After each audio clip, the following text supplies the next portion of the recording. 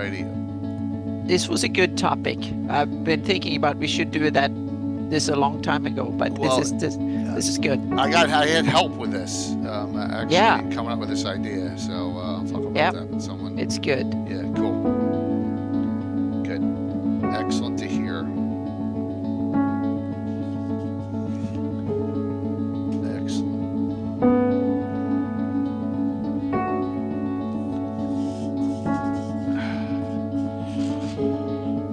Whew. Let's see here. So,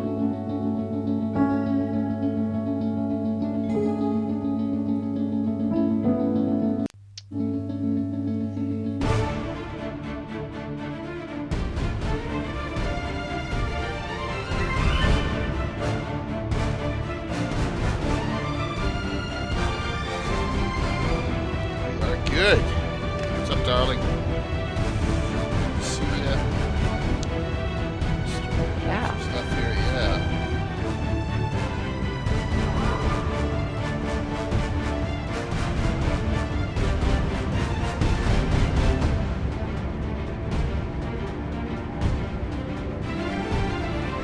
Sunday night. I know it's a Sunday night, but it's one of those nights, it doesn't feel like a Sunday night, and that's not good, because I know I've got a 5-day work week before vacation here, so.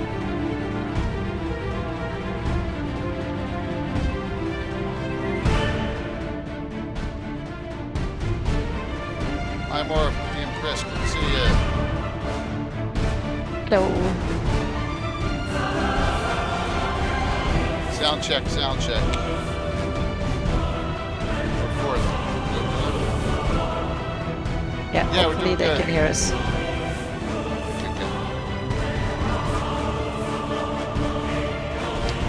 One shot. Alrighty.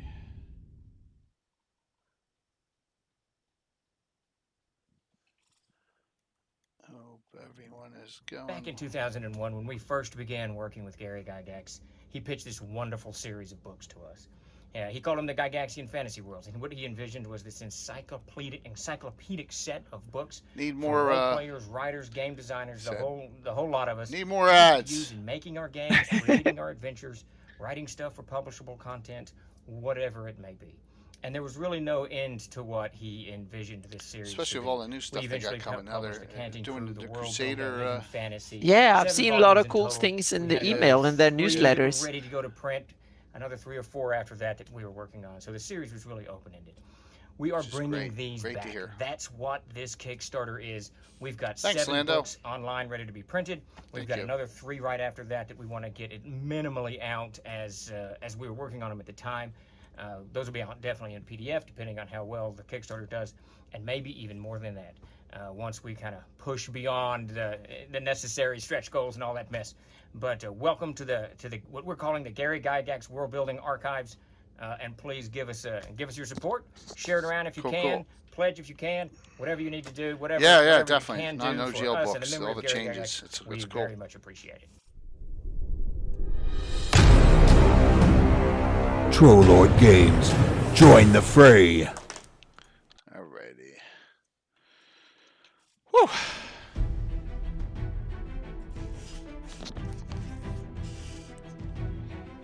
What's up, Bill? Thanks.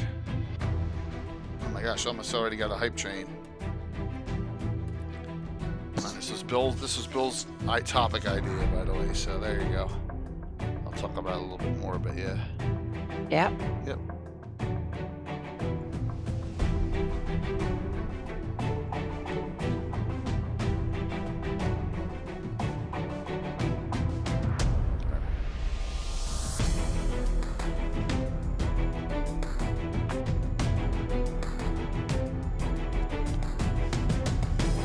Awesome. Hype train already. What's up, Dave? Hello. Oh, thanks, Guild Spirit. Look at that. Put us over level 1 already. Boom! Awesome. Hey, Jeremy. Let me set this up. Classic D&D reprints tonight.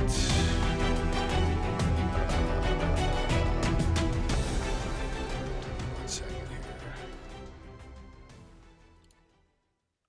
Awesome. There we go. That should be set now. Go to recent events here. Streamlabs is still all goofed up with all the changes they made. All the changes they made with doing good. With the way notifications work on like resubs and all that. So I tried tweaking it again. Hopefully I fixed it, but I could have screwed it up even more. So they changed things. Change is not good in the world so of they put it in computers. so that it could be an anonymous gift, a gift sub, multiple gift subs, a resub, a standard sub, all this crap, and I just and so like none of them. So now there's like 3 times more categories to. Yeah, we had a whole bunch of subs Saturday morning, and just like half of them were working, half of them weren't. Like, what the hell is this? It's frustrating. Leave well enough alone, man. You know, you can't improve on everything. So, yeah. You know.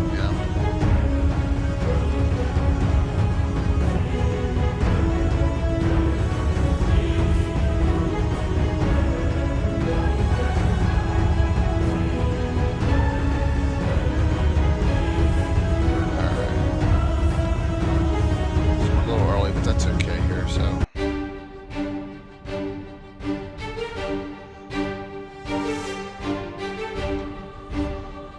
Yeah, by $1, right? It's all right. I mean, you know, I've been on for 6 years. I haven't made a change, right? It's a buck.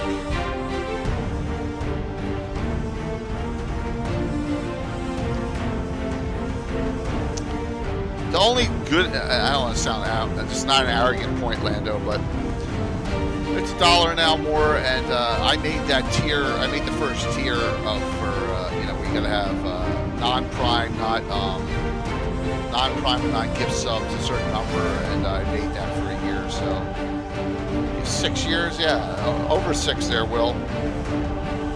So, yep.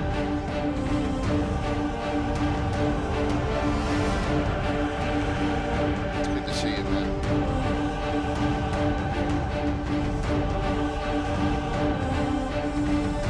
So we were supposed to have GREYHAWK Mike on, but he just had to get a family thing come up. So, oh, what, Wayne? There you go.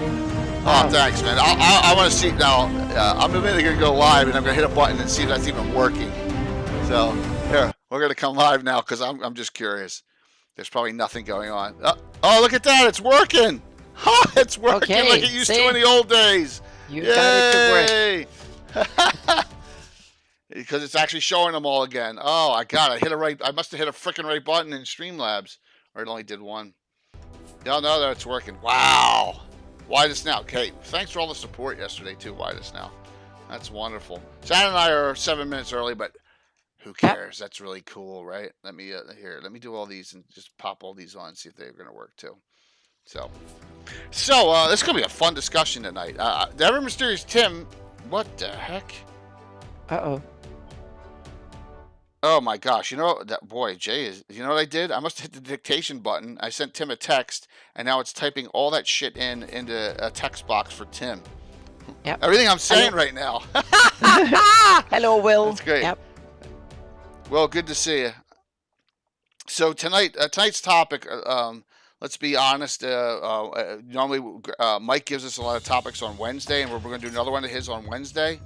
Mm-hmm. But this one was Bill the Master Crafter's idea. I actually was after the, all I've had is this prelude for this.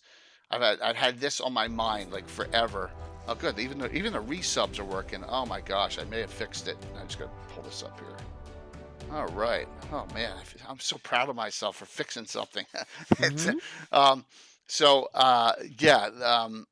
So part 2 was Saturday morning, and after it, the players said, "Man, that was like some of the most fun we've had in your games." Like because we had a deep storyline, it was a challenge, and it was there was tie-ins. Hey, Michael, there was tie-ins to the future and the past and the present in it. So. This is all I had on my mind was just getting this thing prepped because I got to make up like 20 brand new characters, right? So, and I got, You want so far commitments from Darling, Bones, Myriad, Bird, Coco, Tim multiple times, Mike Disney, Rob Phantom, Korg, Brett, Curtis, and a couple others like you and Kurt and Will. I haven't even talked about even trying to slot you guys. Ed Greenwood's going to try and get in. So this is all I've had on my mind, and I'm sitting there after the stream yesterday. Let me go back here. I'm sitting there after the stream watching the Phillies game, which is on, and they're in the UK on Saturday, and I'm like, holy shit, what am I going to do on Sunday night, Anna? I had no idea. I was brain dead, so I called Bill up. Bill's like, this is a good idea, so thanks, man. Yeah, I thought Friday when I did my stream with Linda, I was like frantically looking through Discord to find what the topic today was. Then there was nothing. So I said, I don't know. We figure something out. Exactly. I was just like, I haven't. And by the way, next Sunday, we only have 2 streams this week. Wednesday and Thursday. Wednesday night Gabbin, Wednesday night Legends of Lore and Mystical Places, and then the part 3 of the Prelude, Hints of the Past. Because I'm on vacation starting next Saturday, and I'm going the 15th all the way to the Saturday to the 22nd in Florida. I will be gone. So yeah, awesome. So, yeah. So this is the last Gabbin for 2 weeks. So fun topic, because let's be honest, we all, whether we do it subconsciously, or intentionally or not, take stuff from all sorts of places. Mm-hmm. Any of you that say I'm 100%, all I do is GREYHAWK, and I don't throw in like even a joke name there, hey Kurt, or is lying. And if you are, you're a better person than I am, because I throw in so much stuff outside. Mm-hmm. But that makes everyone unique and different. Even you do, right, Anna? Oh yeah, but I use it in an indirect way, and I want to explain why, so to speak. So yeah, but a few things I do maybe direct, but I take a lot of stuff outside gaming, and there will be a lot of sources that I think once you guys that know me will realize, oh, that's just typical Anna crap that she's always doing. But others who don't know me might be like, oh, you look at that kind of weird thing, could that be used in a game? So there's a bunch of, I have some books and a bunch of other stuff, and topics that I'm interested in that I feed into my games and so on. For me, it could be a joke, like a name of someone. We do it all the time. I bust on my friends all the time, people, and there's nothing wrong with that, right? But you use it, yeah. Yeah, you use it, and anagrams of people, items like what's the one recently? If Bill's on, he'll get it. But I have a caramel kettle corn maker magic item that I put in. But yeah, right. The kettle corn. Yeah, Nita's wondrous wig. Yeah, you see. Oh man, I gotta find that. Right. Yeah. Give me a sec here. That is. Yeah. Should we even go there though? Walt. I mean, Bill. I mean, that's really. We're really busting on. Well, someone. he kind of hinted at it. Was his idea topic. So absolutely. Yeah. You've all seen the picture of Josh, right? Here we go. This is a small. All I have here is Josh wig. All right, I found it. Here we go. So yeah, this is actually a bust on a friend's spouse. Sorry, you opened the door. Yes, you did. So there you go. You showed that picture before. Yeah. Right, but the wig itself has been in the game gotcha. Previously. Yeah. It is, isn't it? That's awesome. Yeah. It's Pride Month after all, so you should be there. Right, but but it has nothing to do with Pride Month, actually. It's I know, but an ex-spouse of someone. Yeah. And the wig, the magical wig, and it's been in the game probably 15, 20 years, Bill. Yeah, but then I had to give another one for the Slav Squad, and Josh's character got it. Yeah. So, awesome. Yeah. So just to show you that, okay, I'm not beyond. I'm one that can make fun of. I make fun of myself all the time too. I would translate stuff that dropped off at the garbage dump. See, that's cool. That's cool. Yeah, real life, that's okay, Altair. I mean, just understand that there's a lot going on, and we've been moving right along here. Gary Con was huge for us, and now we're just keeping on rolling. and I'm trying to keep on going here. But yeah, so Nita's wig is an item that is busting someone in real life. Yeah.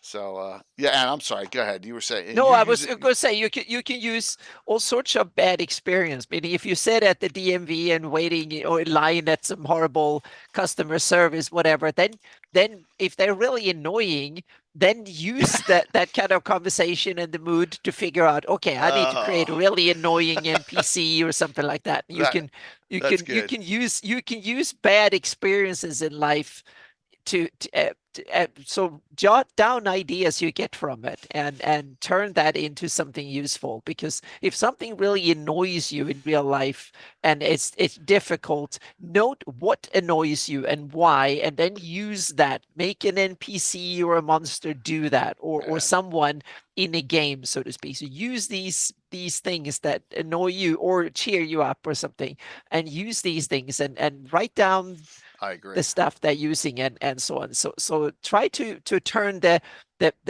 terrible parts that you have to suffer through and use that to something constructive in your game, so to speak, because the players need challenges, or the characters need challenges and interruptions and stuff like that they can do something about. See, and a lot of it's going to be books. So yeah, Rascal. Yeah, I have some books too. Absolutely. Yep. We'll get to absolutely. I'm going to show Curtis. This is from 2023 Gary Con, and I'm going to talk about this one. So, and by the way, Gary, Mike now can't make it, and we're Tim's ever mysterious. We'll see if he comes. This pick, I think this is what the heck is that on the table? That thing, was that like that round pastry or something? Yeah. Yeah, Mike last second. They had huge pretzel things at the. Yeah, I think that's a huge Danish. It's a circular Danish. Yeah, it looks like more like a Danish. It's not a pretzel. Yep. Yeah. Yeah, it's that pastry, right? So, and this adventure I ran in 2023. I will explain the tie-in to one of my favorite TV shows, and Curtis and Brett are here playing with it. And also, I think Justinius is in this one too, in this game. Let me see here. Not from that pick. Yeah, absolutely. Here's the group for this one, just so we show. That's 2023 Gary Con. Yep. So we'll talk about that. Yeah, Renee's vein that's funny. So something that we did. Yeah. Oh, yeah. It is. Oh, Curtis, you ruined it. Now I got to go back. No, you know what? I didn't put it in here. I'll have to find it. It's in the Gary Con folder. But yeah, Todd showed up for that one. He did. You're right. Good one. You played 24 hours. That's awesome, Blue. That's good to hear. I wish I could go to that one, but maybe next year. So books are going to be big. For me, not as much, but that doesn't mean that my books are different. Like here, I have not as different as mine. You want to talk about? This is a book, but it's a computer game. Yeah. This freaking book has been like gold to me. This is the guide for Baldur's Gate 2, and then here's the second part here. So these two have been like, they're never leaving my this room up here. They're just so awesome. So that's something else we can talk about. And just all the great things, stealing, and a lot of that's rules based too. But it doesn't have to be necessarily a discussion of rules. Vane. That's funny. Master. So Vamp, good to see you, man. I know you're playing right now too. So Anna, give us something. Give us an idea. Well, first of all, there's some things inspire me visually, meaning what do places look like? What do castles look like? And locations and people and stuff like that. That's one thing. And then you have mechanics, meaning what kind of monsters should be in the story and stuff. And then you have more thematic stuff, meaning how do things work? How do villains, how do IUs run his empire and stuff that from that top villains, how do they, and factions and stuff like that. They both are good and the bad. How do they act in the world? And then it's how the world looks physically, and then it's how the game is more run mechanically, so to speak. And all of these have different types of stuff. When it comes to the looks, it's meaning when you play Diablo, you kind of, okay, these are cool skeletons, so these are or whatever, and movies and stuff for visual, and just looking at browsing in the internet and see cool fantasy art, and he's like, oh, that's the way I want my ghouls to look like, and that gives you an incentive. Oh, they look like they have this special ability or something, and you write that down, and then you quantify that into rules, so you can get inspired by mechanics that way. But locations, it might be a place I go to vacation and see that, wow, meaning Dubrovnik looks like this. City walls from the medieval times look like this. That's a great point in yours, absolutely. Yeah, so the real world locations have, for me, been enormous inspiring. And I actually took back, especially back when I both had more money and lived closer to a lot of this stuff, I could go to vacation to Spain, to France, to all over Europe. And so I usually took trips several times a year to visit these places and spend a couple of days or sometimes only a few hours. And I usually had to go myself because there was no one else to put up walking a whole day, just look at the damn castle, and when it was like 85 degrees out or something. So, but I'm kind of crazy in that sense that I want to get the atmosphere, meaning why is the castle constructed the way it is, and how difficult would it be to actually scale walls and stuff. So I have an idea or how it works in the real world, and then I tweak those designs to fit better against dragon attacks, undeads, demons, magic, whatever it is, so to speak.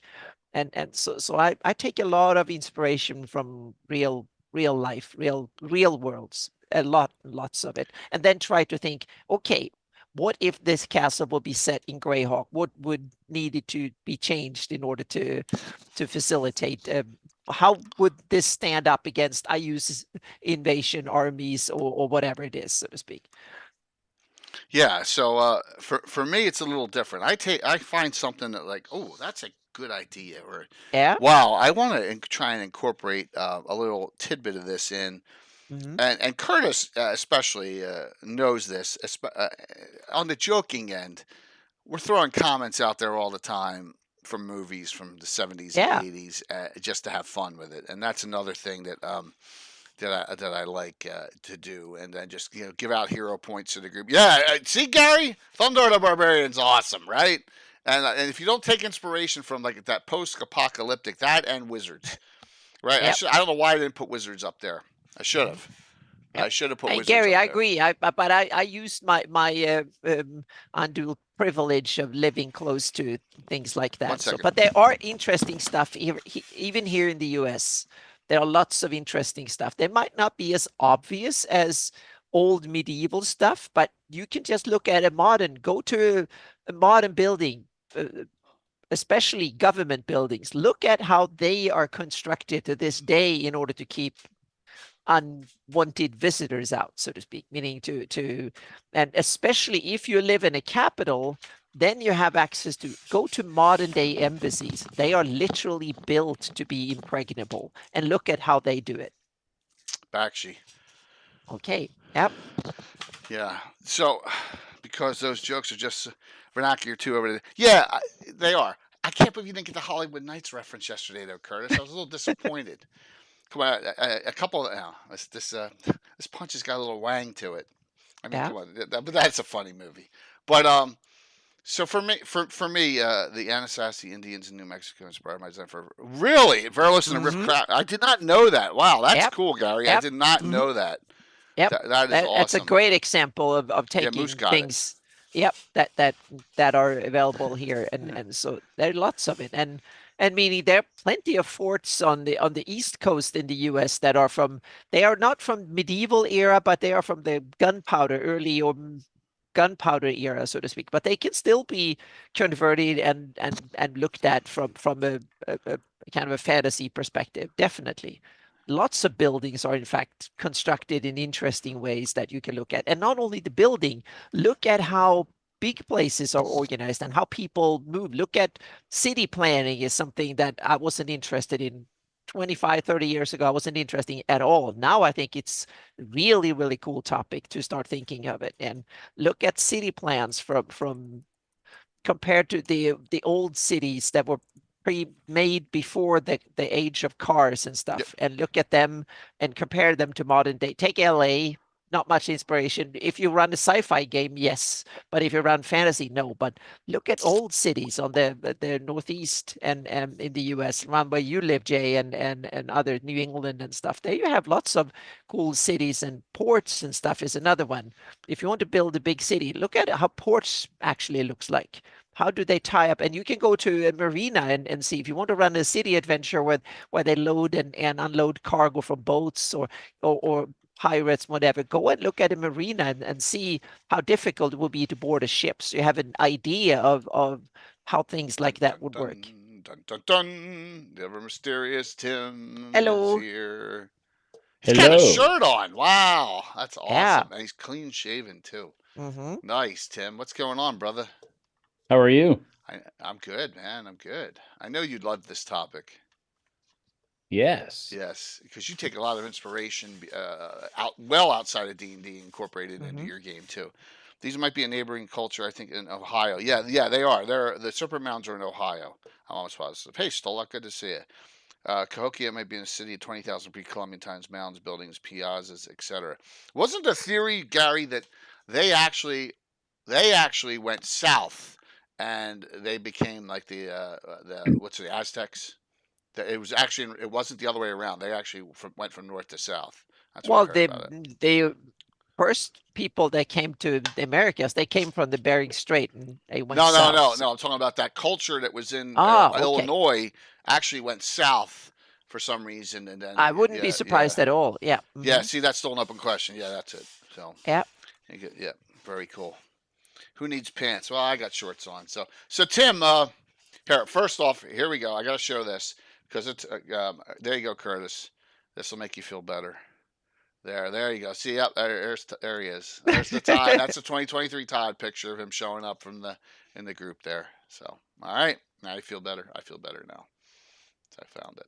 So, wow, he's a good friend. He is a good friend, man.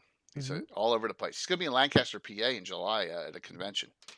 So I may go out there for that. So, all right, Tim. Give us a tidbit of something.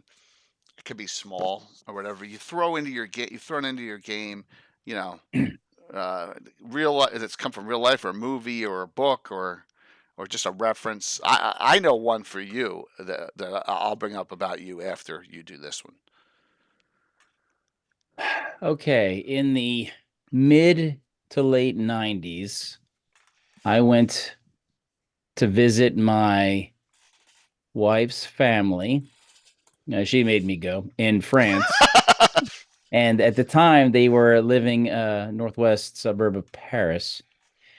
And at one point we went down there. We were going to go out somewhere and we found this little show, a little back of a little tourist thing, Café Oubliette. And it was like a little cafe bar place that was actually in a dungeon from the 12th century.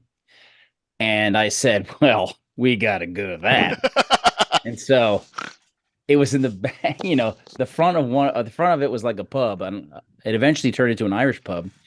But you go to the back and then you go down into this dungeon. You go down into the steps going down. And what would apparently just probably be the big guard room. They had a stage that was like this tall, you know, because the floor was stone. So they had a little wooden stage with a piano on it and, you know, several drink minimum. And there was a lady there and they were singing basically old show tunes, old songs from musicals and other shows and famous things. And it had the guy sitting at the piano with a cigarette hanging out of his mouth as he's playing whatever. And it had this older lady was singing all these songs. It was wonderful. But at some point we could go down and actually see the rest of the dungeon. And so we go down, and in the sides of this dungeon are these little alcove type things that are covered in plexiglass at the time where there were bones, which I don't know if they're original or fakes. They look pretty real. They have real burial sites under several European cities. I don't know if they're still allowed to keep them if they have a restaurant or something, but I've seen the real ones both in Italy and France, and there's several countries and places that still has them. But they have been museums. I don't know what the restrictions are, but they might very well have been real. Yeah. They could have been a place that had real ones and they just put fake ones there. I don't know. Yeah. But I also got a chance to see the size of a cell, which basically was about 3 feet by 3.5 feet, and there was a bench cut in one side of it, right, and a door. So you're running out of room, and there was a window about this wide, about that tall, with a single bar in it. There was no door on it now, but you could see the thickness, real heavy door. And so there was no way for the person in there to lay down. There was no way. Right. It was impossible to lay down. There was a little bench by the little window, and that was it. And there were several of those. And then we got to go down to the oubliette itself, which was this circular room. And there was a hole in the middle of the floor, a well that was 4 to 5 feet across, covered with a grill now, a metal grill for safety. The walls were sloped up, and we were told apparently back in the day, oubliette is a French word. It's derived from the French verb to forget, right, which is oublier, which is where you put people you want to forget. And so back in the day, they would put people in this room, and it was attached to the river.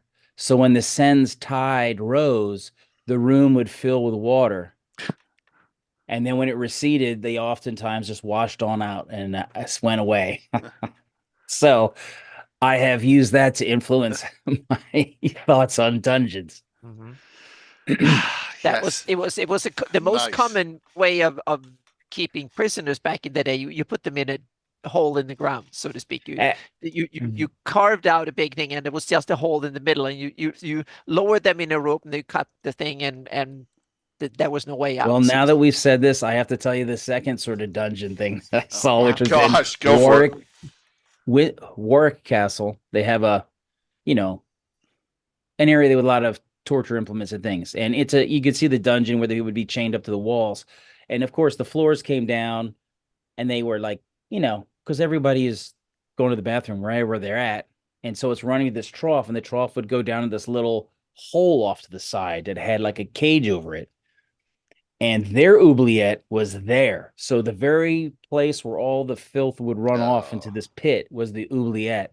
And they would, put people in there and shut the cage on it. So maybe they could get their face sticking up if it was full or whatever. That's disgusting. That's scary. And meaning terrifying. The world is full of meaning it just shows how bad humans have treated other humans throughout history. And so sometimes you have to tone it down if you're running your game, because you can't be half as grim as real world was. It depends on how grim you can have your villains to be. It depends on your game, of course. But I am waiting for my city-state dungeon adventure. Yeah. So you can be grim, but you can also have to tone it down depending on who your players are and what the circumstances are. But the real world is full of horrible tales and places and stuff. Yeah. So I'm not only were, it still is. Yeah, I'm responding to Raskill as Raskill goes. The Dark Ages shows how awful humans can be, or Tim in his game. I'm putting here because I had to eat human flesh last adventure. So I can't take credit. I'm just copying. Yes. Yeah. But the thing is that if you want to run a game with villains in it, the villains need to do something villainous, at least in my opinion, so the players can play have characters that are heroes that stop the bad things from going on, so to speak. That's at least the purpose in my games. Yeah. It's like the early part of Braveheart up until they kill his wife. And once they do that, it's like he can do whatever he wants and everyone's on his side. So you need a bad guy to do that, so then the characters feel justified. Right. True. Yeah. That's true, man. Yeah, you get pushed only so far, right? You get pushed, and you're like, well, now I'm going to have to kill all of you. So on a little less medieval note, so I remember playing in Tim's games in the early 80s. And thank you for the follow, Rocking. And I remember that, and I forget what the book was, but you had a book that had a lot of riddles in it, and you used them all the time, all different ones on us. Yeah. Yeah. Was one of your father's tomes? I don't know. I think I got some of it from English class because you hit those early Anglo-Saxon sort of riddles. Yeah. And then one of them you actually knew, which pissed me off. Yeah, I did. The one. You're one like, ah. Yeah, the one about sand. Yeah, I remember it. Yeah, always. Yeah. So. Yeah, that's good. Yeah. All right. So the number one riddle I have taken from my game to, and I'll give it away because I can't use it again. Tim made a mistake on it back in the 80s. So I saw Doctor Who with Tom Baker, and he's getting through a series of different challenges, and then he gets to the two guys standing there, and one's always telling the truth and one always lies, right next to each other. And if you press the button to open the door, but if you press the other button, you're destroyed. So he knows the question. The question is, you ask the opposite one, well, what would the other one say? Right. Because then no matter what that answer is, it's always the opposite because of the way, yes. That was one detail I had misplaced. Boolean, right? So in my adventure, there are many unpleasant ways to die. I have a death trap where it was random. Everyone rolled a 20. Lowest die got caught in this death trap. And the same thing with the 2. And he even asked the right question. Tim did. Asked the right question. Yeah. So, and then he pressed the button that they pointed to, which is incorrect. Because if you figure, the guy telling the truth will always tell the liar, which would be the opposite. I was trying to go on memory. I didn't do the whole logic. I didn't do the whole logic thing. I was going on memory, and I misremembered the button and killed one of my characters. Yes. Or did I do it by accident? It was no, you did not do that by accident. No, you did not. It fits though. He's chaotic neutral. But I got that from an early Tom Baker Doctor Who. So yeah, and I was like, oh, that's cool, because I'm a kid. We're in high school, juniors or sophomores in high school at this time. I'm like, oh, this is neat, right? This is great. Yeah. So. Yeah. Well, we also say you would ever say the adventure, there are many unpleasant ways to die. Yes. And I would add, and disintegration is one of them. What was the first appearance of what creature, a monster that I put in there? And there are many unpleasant ways to die as well. It's one of Anna's favorites. The first monster? The first time I ever used this monster in an adventure was in There Are Many Unpleasant Ways to Die. There's a door that was barricaded from the outside and said, don't go in there under any circumstance. Thanks, Arborhawk. It's in Monster Manual 2, and all it has is a picture of a bunch of dust with a skull. Oh, a demi. Oh, okay. Yeah. Yep. Yeah. That's a great monster. So you open the door, you're in a lot of trouble. Yeah. So, we're just talking about where you get your inspiration from and outside influences for your campaign. So please, Black Company's a big one. I know Bill, the Master Crafter, loves them too. I know that they were already discussed. I think Stolak said that, but so yeah, I did. I've done a lot of back then little nuanced things. Also, I think the Don't Read the Book though was my own doing that one in that same event. The second time I ran that. So you love those books, yeah, Bill. Stolak had mentioned those. I know that you're a big fan of those. In fact, your character, Bill, has a character from the Black Company. Is it Katrina? Which one is it, Bill? Put it in chat. He's got a Clark Mage that is basically real. The Lady of Ravens, Krazana Modron, is based right off of the character out of the Black Company. So, and look at that. So he took stuff from that. So Anna, what else? We're gonna bounce around a little bit here. What else do you tell us a little? When it comes to one example. When I started really thinking about dragons and I wanted to take them into my game, I love the fact when I go hiking a lot, and especially when I bring binoculars and cameras, I can see raptors. I've seen eagles and hawks when they hunt. That has given me a lot of inspiration. Cool. Yeah, take an eagle, make it 20 times bigger, and you have it. So when I've seen eagles go after rabbits and other prey, and taken them, so to speak. That had gotten me a lot of inspiration. Just make, instead of a rabbit, think about a horse and or something the size, and then make the eagle dragon size, and see how it flies and how it goes after hunting its prey. And it's super cool because that gives me inspiration for how to run monsters. So nature is, in my opinion, both looking at it for real, which can be tricky if you live in big city or something. It might not be that much of nature, but there are nature to see in the real world to get inspired by. The birds of prey are everywhere, and owls and hawks and stuff. They're even in big city. If you've seen a peregrine falcon strike things, then you've seen how a dragon will go after another flying prey, so to speak. But also nature shows, that's huge inspiration for me. These BBC shows, whether they're about geography, history, or nature science and stuff, they are huge inspiration for me, because monsters, meaning monsters that hunt things, they are just predators. And so start thinking and take inspiration from it, meaning how do monsters avoid being eaten? How do they find their food? How do they have that? And then start thinking, how would that fit in a fantasy world, so to speak? And if you translate them to, ants could be little gnomes or whatever, or goblins or something, meaning how do they defend their burrow or their colony and stuff like that? Meaning there's an immense way to see it, so to speak. I spent, when I sat down and had a snack, I sat down and watched a lot of, there were some big black ants I saw last time I was out hiking, and I haven't seen big black ants here like that before. And to me, it was interesting to see how they place their soldiers, so to speak, how often and how they patrolled their route, so to speak. And then I realized that next time I will use that. So when goblins or orcs or something, I will put them in, and they will do the tactics, so to speak. So I saw when the ants got someone that was like a beetle who came in and started screwing around, and I saw how the ants swarmed and stuff. Use those tactics when the characters come into a lair or something.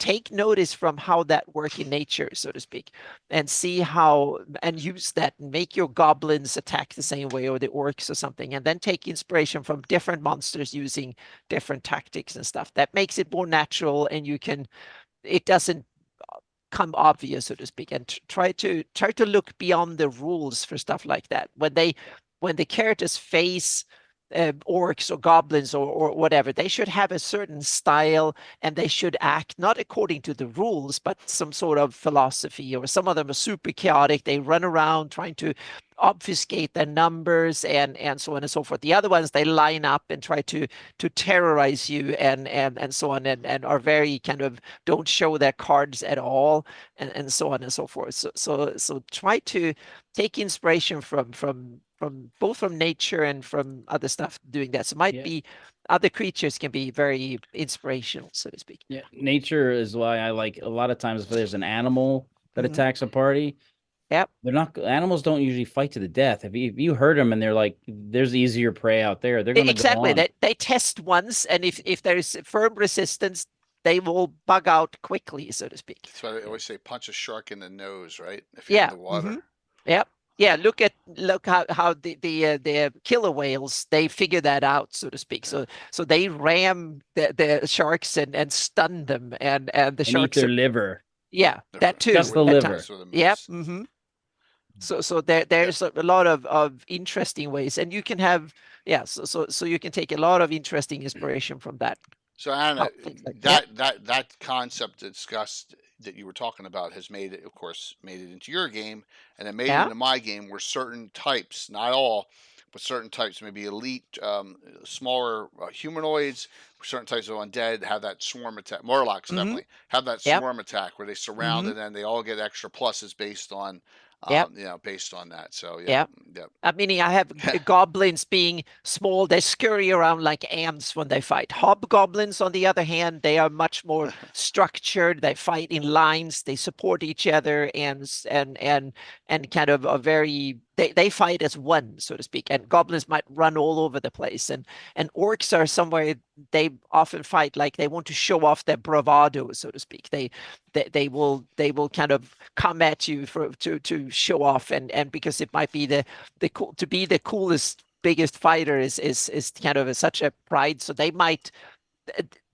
be fully willing to die as long as it's an honorable death, so to speak. They might be, as long as the enemy looks really, really powerful and they can dole out enough damage. They would never show fear in any way whatsoever. But goblins, on the other hand, might be, as long as the other ones are scared, so they either none of them are scared or they're all terrified and run, so to speak. So they don't show fear unless someone else shows fear, then they can all show it and disappear. So you can have morale can play weird tricks, so to speak. You can have certain and also for instance, music.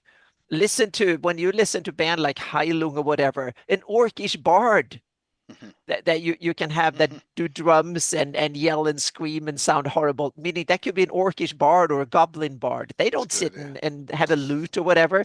They have a bunch of drums and bang on big skulls that are magically enhanced to terrorize you and sound horrible, so to speak. So you have to make a saving throw from going mad when you hear them and stuff. Yeah. That's funny. So you can take inspiration, meaning I come from a place where they have death metals and all sorts of horrible things that I don't like to listen to. But I realized that after I have been forced to listen to it for about an hour once, I realized that, damn, this is probably how orcish bards would sound.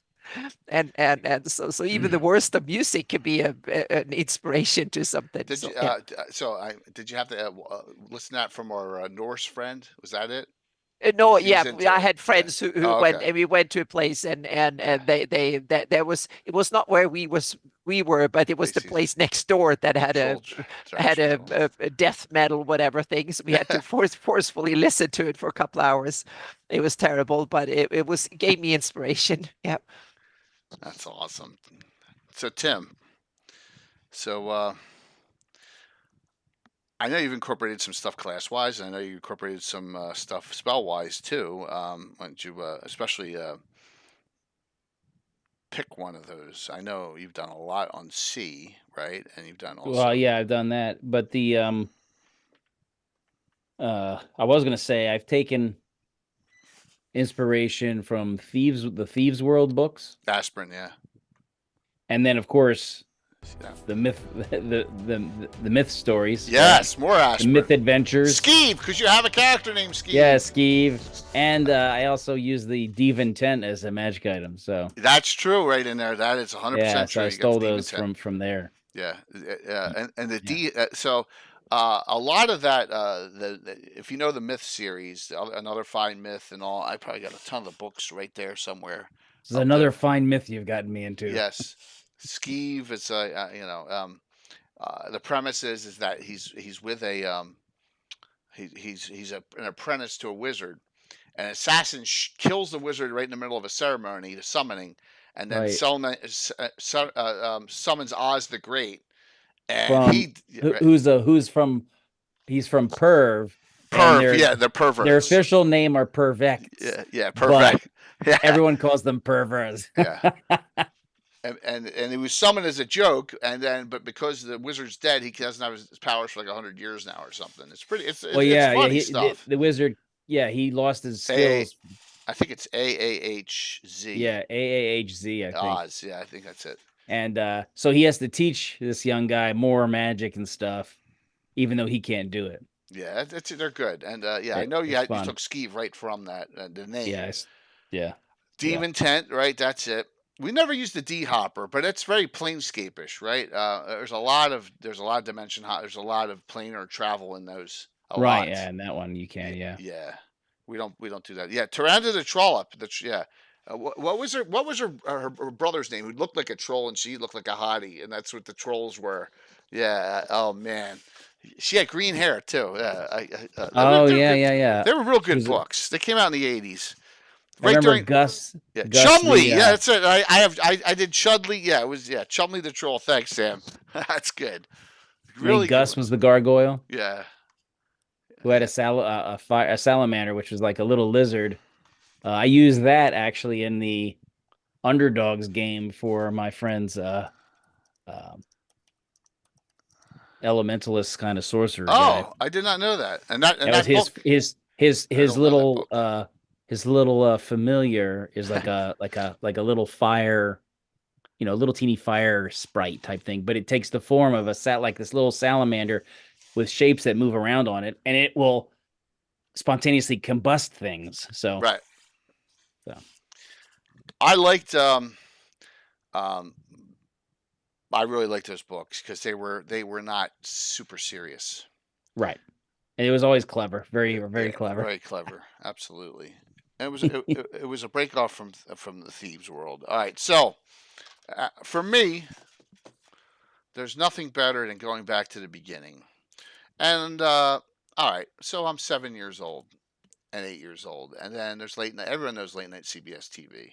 You had Columbo, McLeod, McMillan and Wife, and all the other stuff. But then occasionally you get thrown in on this. And when you're a kid this young, you shouldn't be watching this stuff. It's really hokey now watching it.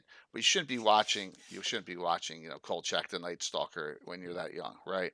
And this is the TV series that like Buffy's based on, and a lot of TV shows are, a lot of stuff's taken off this. And the 2 episodes I remember the most, I've talked about this before, is number 1, the Rakshasa one still scares me to this day because I can just see,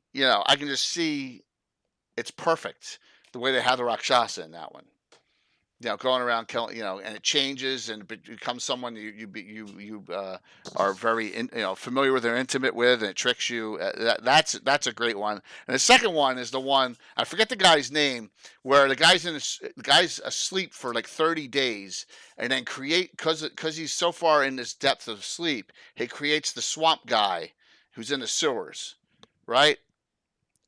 Yep, Penbeck or whatever, the monster from the Bayou, and that scared the hell out of me, man, when I was a kid. That scared me to death. I just rewatched Kolchak a couple months ago. My favorite was the Golem one's good too. That's a good one too. Yeah, that's exactly right, Mike. There were a lot of good ones. I mean, the headless motorcycle guy was good, but it looked stupid, right? Because you really can't. But like I loved a lot of the episodes. It just was like it got my fantasy going. That's why I think I love Rakshasa so much today to today. And I'll bring them out once in a blue moon. Yeah. Oh, okay. Plus was FBI. So he was in X-Files as an honorarium to it too. Yeah. Yeah. Kolchak was great for its time. It was 74, 75. It was super early. So yeah. I got a lot of inspiration from that. A lot of great guests too, like Kathy Lee Crosby and Eric Estrada was on it. It just was like Search of Bigfoot was definitely scared me too, Arborhawk. Those shows, The Legend of Boggy Creek, yeah. We actually have that piece of terrain we talk about it, and that's where the name Travis Crabtree comes from. The head of the Mongrels of the Putrid Tongue comes from The Legend of Boggy Creek. Yeah, Bigfoot shit scared me as a kid because you never knew if the pictures were real or fake when you're young. No, that's it. Yeah. Hey, John. Really? I remember a movie, Ivanhoe, that was made in 79, 78, 76, late 70s. Yeah, that one I loved. It's still some of the best tournament scenes ever that I've seen in any movie ever, and it's still good to this day. I think it's kind of a not too bright love story part of it. It was. Like anyone who's read Ivanhoe, but there's some good medieval scenes. It's filmed in real medieval locations, and it has a tournament that I think is still good to this day. Is what some of the best tournaments. I think I actually bought that on Amazon just to have it. If I recall, it was Saxon against Norman. That was basically the whole... exactly. It was that. Yeah, it was. It's the leading up to the War of the Roses in England with the Prince John and the King Richard the Lionheart is off to the Crusades, and his brother is trying to take over the country and so on and so forth. It's the first appearance of Robin Hood. Yeah. Exactly. He's Robin Hood he was in the original book, and he's in there in the film too. So it's a, if you just want to get a little bit of feudalism and a little bit of the vibe, so to speak, Patrick, it's a good movie. And there's some fighting scenes. They're not actiony, high action by today's standards, but remember when you were like 15, 16 or something like that, and saw it on TV back then, it was amazing. So then it was a good movie. It's still a good movie. They show it every year in Sweden on New Year's Day. Really? Oh, it's a tradition. Oh yeah, every year since it came out. They show it every year on Swedish television on New Year's Day. It's like the floats here in what is from Irvine or something like that in the US. So it's every year in Sweden still. Yeah. So my guilty pleasure movie, it goes back to, and it's Hawk the Slayer that's a fun one, but my guilty pleasure movie goes back to the late 60s, and it never came out on DVD, and if you can find it sometimes on Turner Classic Movies, and that's Alfred the Great. Now the guy who plays Alfred the Great was the announcer guy with the wig in Gladiator. It's the same actor. I can't, a big name actor. Michael York's actually the bad guy in this, and that's when the Danes invaded. And Ian McKellen's actually the bandit leader in that. And I realize how tall he is. You can see, he's got, in that. No, I don't think Richard Harris was in that. No, it wasn't Richard Harris, Blue. No. Yeah, you have to look that one up. I can't remember what his name was, but he was a big English actor. And that with that triangle formation they did to keep out the Danes out was pretty cool.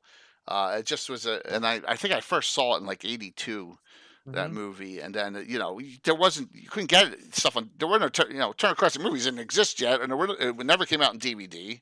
Never, so I didn't see it for another 20 years until like the early 2000s again. Yeah. So, yeah. Another great movie that I love from fantasy inspiration is 13th Warrior. That is, definitely. I think it's a fantastic movie. I'm still thinking about the origins and the old Flan or something like that. It's really cool, and there's some Swedish actors in it that I think are cool too. So the king and so Herger the Joyous.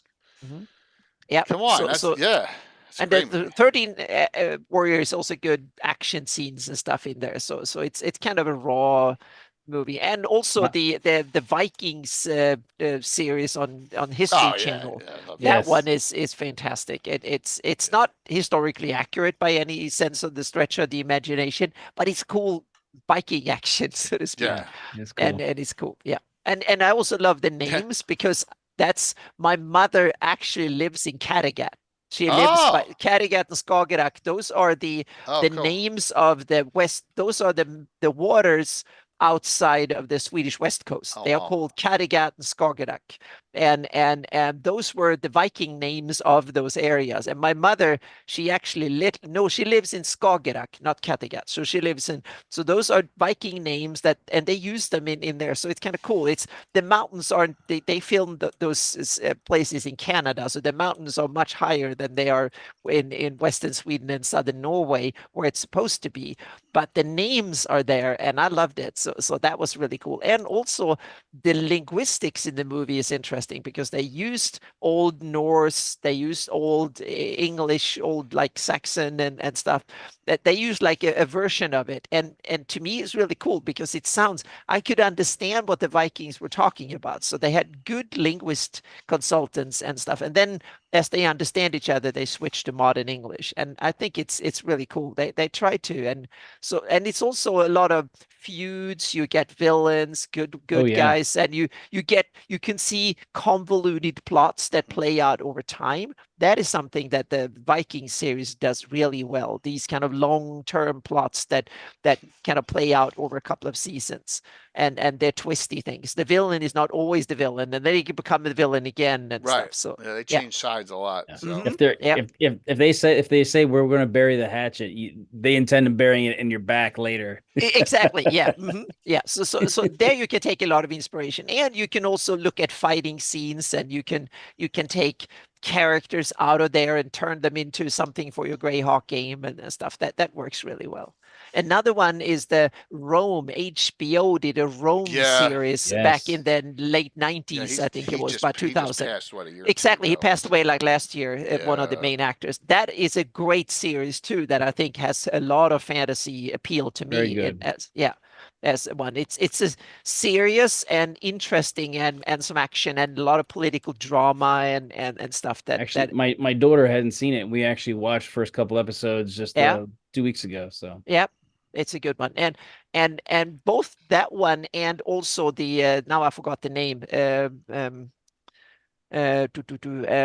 one where they have the best Roman fighting scenes, Roman battles.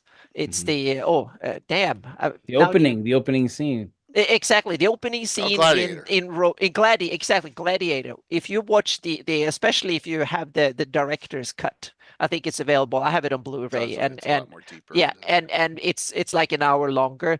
That is some of the superb. If you want kind of inspiration for a fantasy battle, the opening of the Gladiator movie is, I think, top notch. It beats everything, and they literally burned down a forest in Germany to make it, because they had a forest that was supposed to be burned down, and so they got the permission to burn it down as they made the movie, and they made real trenches, and they set a whole damn forest on fire when they filmed it, and you can tell I think it's brilliant movie making. It's fantastic, and it both tells the story and full of action. I was gonna say the opening scene in Rome, the series. There's a fight in there that is probably a realistic. It shows more realistic how they were fighting, how they closed. Exactly. And the Gladiator one has that scope of that vibe and feel of just total destruction and Rome shows what you can sell. You can even, I was even starting to think now, especially now when I'm at house rules and stuff, how can I make stuff like that happen, so to speak, in the game by twisting the rules somehow? Because what they did, I think, was that what they did, HBO Rome showed probably how it was. You can see they take turns and they do cool stuff at the front. That is, you fight, really, you really fight, good. you fight, you get tired, you're replaced. But the other team's not replacing. They just keep getting tired until they die. Yep. Another one that I think that is much newer, that is on Netflix. It's called Barbaren. It's a German. Yeah, I watch it. It's a German series, but you can watch there's English audio too, or you can watch the original German audio, and it's really cool because it's the story of how whether Rome was trying to conquer the Germanic tribes and it was the Teutonic and the forest and so on, when they lost and they gave up trying to conquer Germania, so to speak,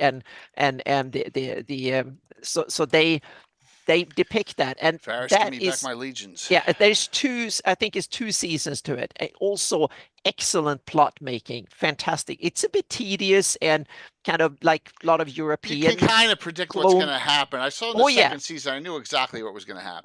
But it's kind of cool because it tells you and it shows you, and a lot like European stuff. It's more gloomy, moody, and less heroic than it's not Hollywood. It's kind of gruesome and greedy and stuff. So but I really liked it. It was good. Yeah, it definitely was good. Yeah, and there's another movie, if you're into medieval sword fighting and you want the best possible, it's called Medieval. It came out 2 years ago, and it's pretty good. It's fantastic. It's if you want a medieval fighting movie, that's better than anything. It's about I think it was a Czech mercenary, Czech Hungarian something mercenary, and he was undefeated, and he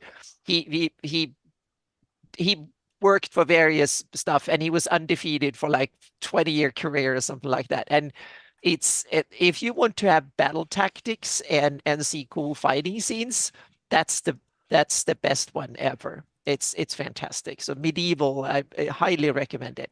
I think it's available on you can probably purchase it on digitally and stuff. So it had a limited run in movie theaters here in the US. I saw it down in LA. They had a couple of showings on one. It didn't have a big because COVID hit and stuff. But in my opinion, it's a fantastic movie in that sense. you get so much cool stuff. The overall story, yeah, it's so and so, but the fighting scenes, yes, they are fantastic. Yeah, they got the right actors for it. Yeah, well, I think the Harry movies, I've never used Yeah, I'll see if I can find a link to it. Yeah, I'll see if I can. Yeah. Yeah. Mysterious Island, Troy. You mean? Come on, don't you mean Danger Island? Chongo. Just kidding. That's Banana Splits. How about Mysterious Island of Beautiful Women? Yeah. Here is the 60s or 70s movie. I remember it. Here, watch this. I'm going to show. Hey, look at that. Tim's committed to a game on the 29th. Yep. Shouted that out. Early Jan Michael Vincent. Yes, Curtis. I'm just busting. That's all. I loved that when I was a kid. It's not just the game, Jay. I know. You're committed to a lot. You're committed, period. Yeah, it's good point. Good things there, Troy. On 20,000 Leagues Under Sea is cool. So, all right. Let's get a little less serious here. Maybe not. I don't know. So,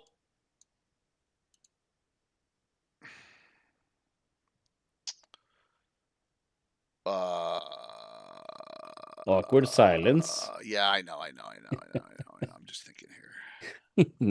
Video games.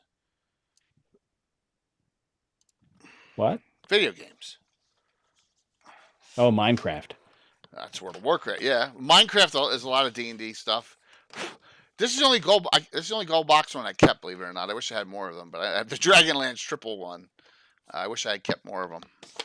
So, but all the gold box games from. Look, I'll ask this: how many people? And you don't. If you don't want to answer it, you don't have to. But how many people have had the audio sculpting their crap up into columns like it was in the gold box games? So I know you did. I did it, right? Because it was like, what the heck are they doing, right? They were, So, but there was all sorts of still got Pool Radiance there. So, yeah, that's cool. Music a little bit still, like a little bit, definitely. Never played. You never played the gold boxes, Tim. I never played. You played Wizardry though. We used all the items in there. The Blade Cuisinart and yeah. From way back when we were little teeny kids. But World of Warcraft? Well, World of Warcraft. I started in 2004. Now the bad thing about World of Warcraft was that was my worst DMing ever was those early 2000s because of this. You saw the Eye of the Beholder trilogy. That one's cool too. That's front perspective too. Yeah. We weren't allowed to get D&D after I moved away from home. Oh man! So the problem with the massively multiplayer games is that you're playing with a whole bunch of people who you probably would never even want to associate with if you had a choice. So why would I want to game with them? Yeah, but Brian. you know Brian Alexis, right? I mean, he was part of that group. Yeah, I know. I'm just kidding. Yeah. True. Most of them. But I mean, when your time's limited, multiplayer games means your time gets eaten up waiting or doing and arranging and this, that, and the other. So I just never have a chance to do it. I got it. Yeah, and they're all good. Except for quick games with MechWarrior Online. Yeah, that's about it. I love MechWarrior Online. But with World of Warcraft comes a couple things in my game. Some of my long-term D&D group is from EQ. Yeah, Mike. I can understand it. When with me having my friends here, some of them dabbled in Warcraft a little bit. It got to be too much. But you all know the number one. I've stolen one of the most iconic World of Warcraft monsters of all time, which is a regular in my GREYHAWK campaign. And Murloc, and no one can ever. Yes, yes. So. Oh my. Or Draco. Is that? Wow. Is that Casey? Dude. Good to see you, man. He lives. Yeah, wow. Good to see you on. Yes, the Murloc, which I have. That the Croatoans breed them because they can use them to raid the surface world, and they've gotten out of hand because they breed like flies. Right? And they plague the Lord Mills in certain areas around there, and they're in my Altamira book. They're all over the place with the great artwork in the Altamira teaser book. So, yeah. Also, with World of Warcraft, if you know the way gaming works in World of Warcraft, Scourge of that's funny. tank characters with sword and shield and all. They had this ability. They had the taunt ability, and they had the battle and demoralizing shout abilities. I'm thinking to myself, why isn't this ability in my game? It makes sense. Straight fighters are boring, right? Let's add a little something to them. Oh. What are you uhing about? Yeah, I actually don't like the video game entries, but You don't like taunt? You don't like it's too much like a video game. Really? Yeah, it's like, oh, I say this, oh, you go run at me now. I mean, that just doesn't tickle the fantasy for me. It's like you should role play that. I make them taunt them. Yeah, but it's yeah, I agree with both of you. I like to have the taunt ability and cool stuff, but I agree with Tim that mechanically it's normally done the wrong way. So what I say that you can taunt the enemy by making it easy. If you play the big paladin or you play the big tank fighter, you can make it easier for the enemy to hit you. So you get them to hit you, so you can bang them back instead of having them. So you basically bribe them to come and attack you, so to speak. You can't compel the enemy to do it, but you can kind of show them an easy target, so to speak. And come on. Like a boxer dropping his hands and going, exactly. Come on. Yeah. So I try to do it, telling that you willingly expose yourself to the enemy, so you make yourself vulnerable, so you lure them to come in, then you can whack them hard, so to speak. So it's mechanically you have to do it right, so to speak, because I agree with Tim that otherwise it just feels gamey. If the enemy have to attack you, otherwise they get a minus and stuff like that. No, I don't like that a bit at all. And this is something that I want monsters to do to the characters, meaning you taunt the players to have their characters go and attack the powerful enemy, so to speak. So you try to use it against, and then you have to use fair methods, meaning the player use mechanics that don't take away player agency, but still kind of get the mission done. And that way you have to give the players, bribe them when they get a chance to hurt that big powerful Death Knight or whatever it is. But the Death Knight make sure that you don't attack anyone else, and then he can whack you back, so to speak. So it's a give and take. I think that's more fair and accomplish the same thing, but it doesn't compel you to do something, so to speak. Fair enough. Yeah, but that's just me. But I agree with Tim on this one. That's okay. I don't like the compelling thing, but you can, as long as I can stretch it, is that you can say that you need to, if you stop someone is taunting you so hard or using compel magic or something. So if you fail your save, you have to kind of try again, so it can stop you or distract you enough so you don't go and do something else. That is maybe as far as I want to stretch it. So some sort of shouting that gets the bonus for your team is okay, but are we really thinking that guys are fighting each other without screaming at each other, trying to terrorize the other people? Yeah, no. I mean, they're kind of already doing it. Mm-hmm. That's why higher level characters rarely are susceptible to it, because they have this great saves and there's a saving throw involved, and it's 3 rounds. You're talking about taunt. You're talking about taunt, it's right? within melee combat, and it's got you can't taunt. Taunt's not the biggest one. The one is the shout, which is like, okay, I shouted once. Now I'll shout demoralizing for them. So now we get a +1. They it just doesn't. It just feels like a video game rather than. That's all. Fair enough. Yeah. It's just I should give all my characters automatically that, like it happens all the time without worrying about rules. True. But that's a hard kind of what should be mechanically handled and what should just be handled in the game without putting mechanics to it. That's a difficult choice, because some things are more fun if you introduce mechanics and the chance of things going haywire due to a die roll. Because as gamers, we want that part. But on the other hand, you don't want to mechanize too much. You want to have player agency and lose fun without adding math and die rolls to it. So it's what's more terrifying is a whole bunch of people all working together to fight you, not yelling. That's yeah. Mm-hmm. Yeah, when they're so like, focused. Oh, we know what we're doing. We don't need to shout. We're just going to kill you now. Yeah, that's funny. Scary. Muds and mushes, Casey. That's really funny. Yeah. So straight class fighters only.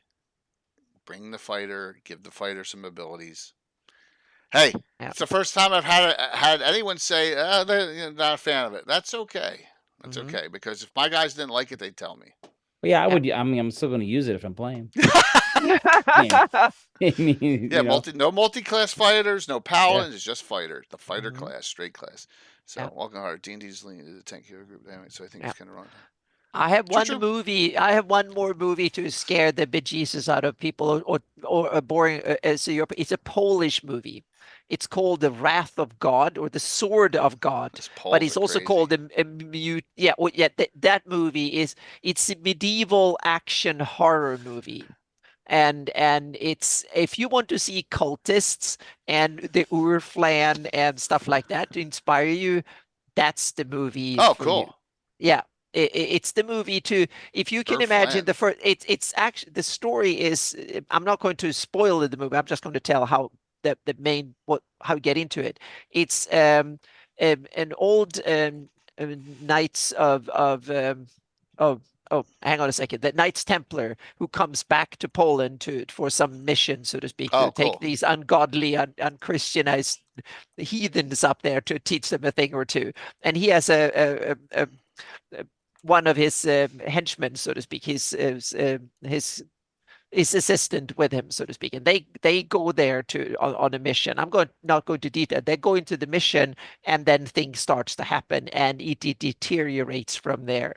And awesome. It's, the scenes are fantastic. The camera work is gorgeous, but it's a tough movie, and it's a medieval horror action thing, so to speak, and yeah. But if you want to depict cultists and Urflan and depravity, that's the movie to watch. Yeah.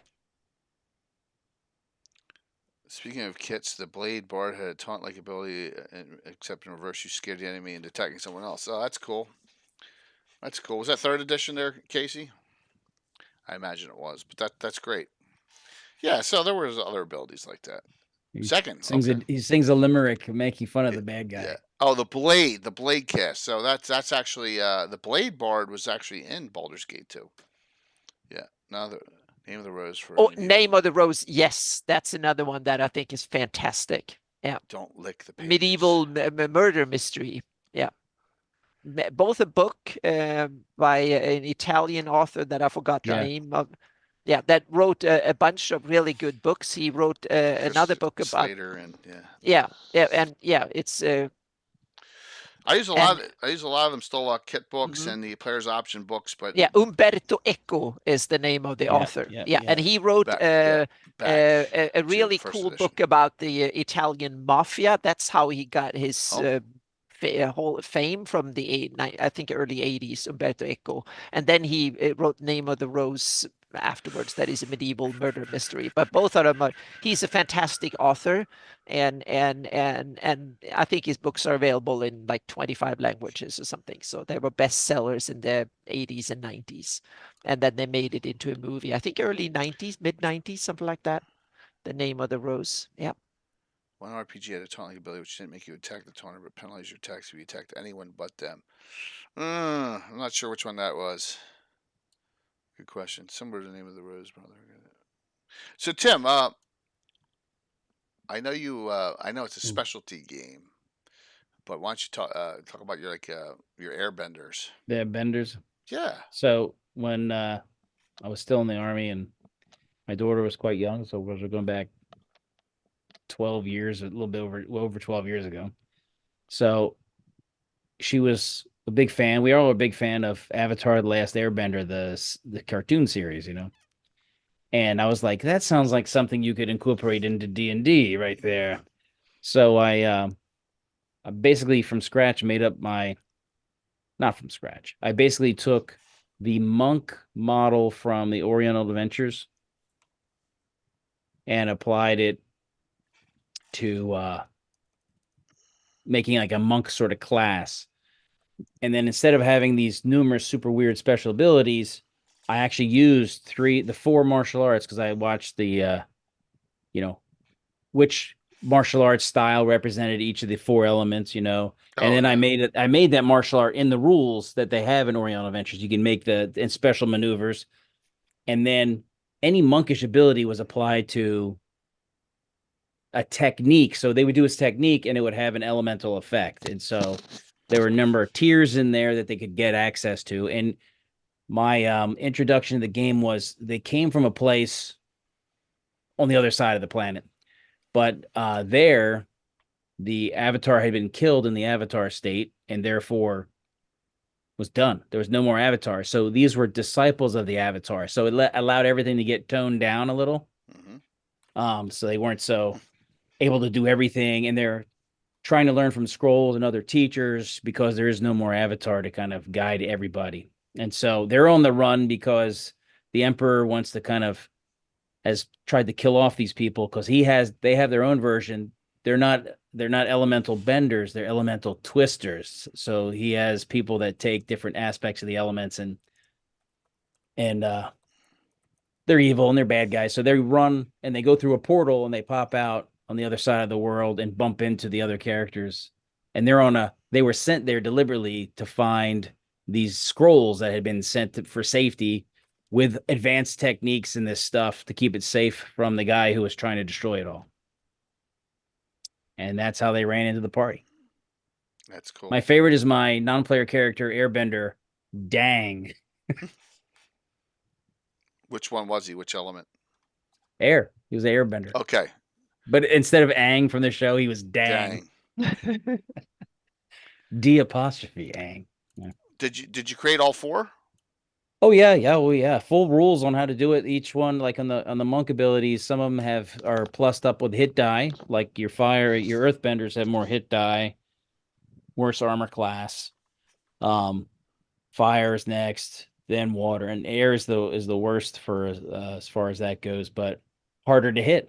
Right. So and based on the martial art you design, whether it's a hard, soft martial art, hard or soft, or what techniques, it depends on how much base damage they do with a hand strike. So, the Tai Chi waterbenders not doing a ton of damage, but they're hard to hit. How did it work? How did it work with them, like fighting like paladins and war? Multi. Oh, they're competitive. Yeah. They're not like frontline type fighters. But I remember I ran the Halls of Tees and Thane. Yeah. Okay. My dad had an Earthbender, and he was trying to fight the bad guy at the end, and he's like, everyone's trying to do special stuff. And he's like, and he just wades in and beats it to death using, he's an Earthbender, and just their base damage was high enough that he killed the thing. So I was like, that's pretty good. Nice. So it was great times. And actually the last time we played, we kind of froze that we're doing Dark Tower. Yeah. That's great.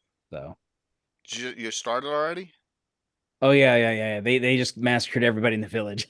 That's like your favorite part, when the whole village turns against everyone. I remember that. Well, everybody came after him, and they managed to get. Oh, my daughter's waterbender has the heart of law embedded in her head. Okay. So yeah, nice. She doesn't let him take rest. She's we must go destroy the evil. So move on. Yeah, what a great adventure that is.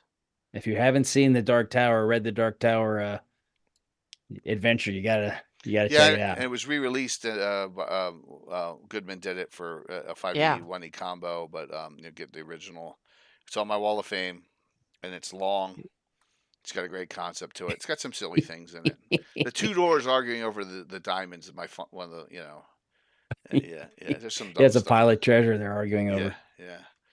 Trying to get it closer to me, So there's a Return to Dark Tower, huh? All right, Ray Harry, Sinbad, Argonauts, Clash of the Titans. Cool. That doesn't sound. The Arcane show on Netflix. I have not watched that. Will. No, me neither. I have not watched that one. Return to the Dark Tower? Dragon Prince is not on. I mean, Dragon Prince it's cartoon. Yeah. I haven't watched Castlevania too. Castlevania is based on the video game. Yeah. Oh, okay. Yeah. I just saw snippets of it. What's the one where Twisted Sister, Darth Schneider or whatever's in it, And D. Snyder. D. Snyder, yeah. Which He's one? not going to take it anymore, Jay. No, but he's actually the bad guy. It's good, the anti-hero in that one. That's on Netflix as well. Return to Dark Tower is a board game. Yeah. Okay. Right? Darth Snyder. Yeah, and he's yeah. No, it's actually they based the character, the spirit of this evil wizard's back. Yeah. So. Yeah. Gosh, I watched like the first 5 episodes of it. Yeah. I saw D. Snyder live in Korea. Yeah. They kind of. Did you really? The USO tour. I was out, and I thought I wanted to see it. Yeah, I wanted to see it because he was doing Twisted Sister songs. He had the wig and everything. Yeah. But it was a tiny little residential area, and it's like they told him, "Don't freak out. There's not going to be that many people. They're families, so you know." And it was right by the track, so I was walking around the track, which was close enough to hear fine, because Valerie was like tiny, and so I was just pushing around in a stroller, to. Yeah. He still got it, though. He was still doing good. That's cool, Blue. I'm going to have to check that out, The Return, too. All right, so... 20 years ago. A couple other things here. I know I had Thundar the Barbarian up. Who hasn't put a Sun Sword in their game? Or a planar blade style sword, right? Yeah, all the time. Thundar is Gamma World. It is close to Gamma World. I'll say that. It's really It's a vibroblade. Yeah. Mutant. She's a mutant. Well, kind of, but she's got magical spell ability. Oh, so she says it's just a mutant ability. Yeah. And what's that other guy? I was going to say he looks like a mutant too. Yeah. No, it's close. It's close. He's a pure strain human. She's a mutant, but mental mutant, and then he's a. He's a Wookiee that looks a little different. I mean, it's a mock instead. So yeah, there are all those ruined cities in the back. Yeah, you could easily spin an Aftermath game from that. True, absolutely, super easy. And then the Dungeons and Dragons movie. How many people have done heart bows and all that other stuff, in it? So it's Luke, Leia, and Chewie. Exactly, Tino. I mean, really, yeah. It's kind of like but it was. Luke, I don't think Luke was ever that buff though. Yeah, very very correct. Then my favorite. And this is the story for Curtis and a lot of other people. So, Count Buffy and Count Angel are the spin-off series together, but, Josh Whedon, this is where he gets his real big start, and he steals so much from D&D in this, right? Everything you can think of is, like, kind of stolen from D&D. Mm-hmm. But they had a real good storyline the one time that I loved, and that was, there's this ring that if a vampire wears it, they can go outside in the daytime. Right? Love the idea. I was like, that is cool. So, I ran this. It's one of the very first adventures I did online, because I know GREYHAWK Mike live. GREYHAWK Mike played it. Scott Casper played in it. And I've run it at conventions. It's called, and it's based in GREYHAWK, A Delve into the Lord's Tomb. So this is this adventure that I ran. I decided to run at GaryCon 2023, and Vampire Diaries. This item is apparently there was a big fight on stage at the Grand Theater. It's the Grand Theater Royal Opera House, the one that Estrella's in, and she was actually there, and it's a different name, the GREYHAWK Dragon. And where they thought it was part of the act, but and I took Hainer to the White Guard, Gary Puffett Smedger, right from the Benny articles, and that he's the one that killed this vampire wearing the ring, and he puts it into a secret tomb because he can't destroy it in the Lord's tomb. So I took that Scott Benny character, which I was real proud of myself at the time for doing. And then we ran this, and this is the dreaded, and let's see if there's a picture here. It's you get into a point here where the final battle, you have the Cult of the Shriven Sickle also looking for this because they want this ring, and in the very last encounter, I pull out one of my favorite creatures of all time, right, Tim?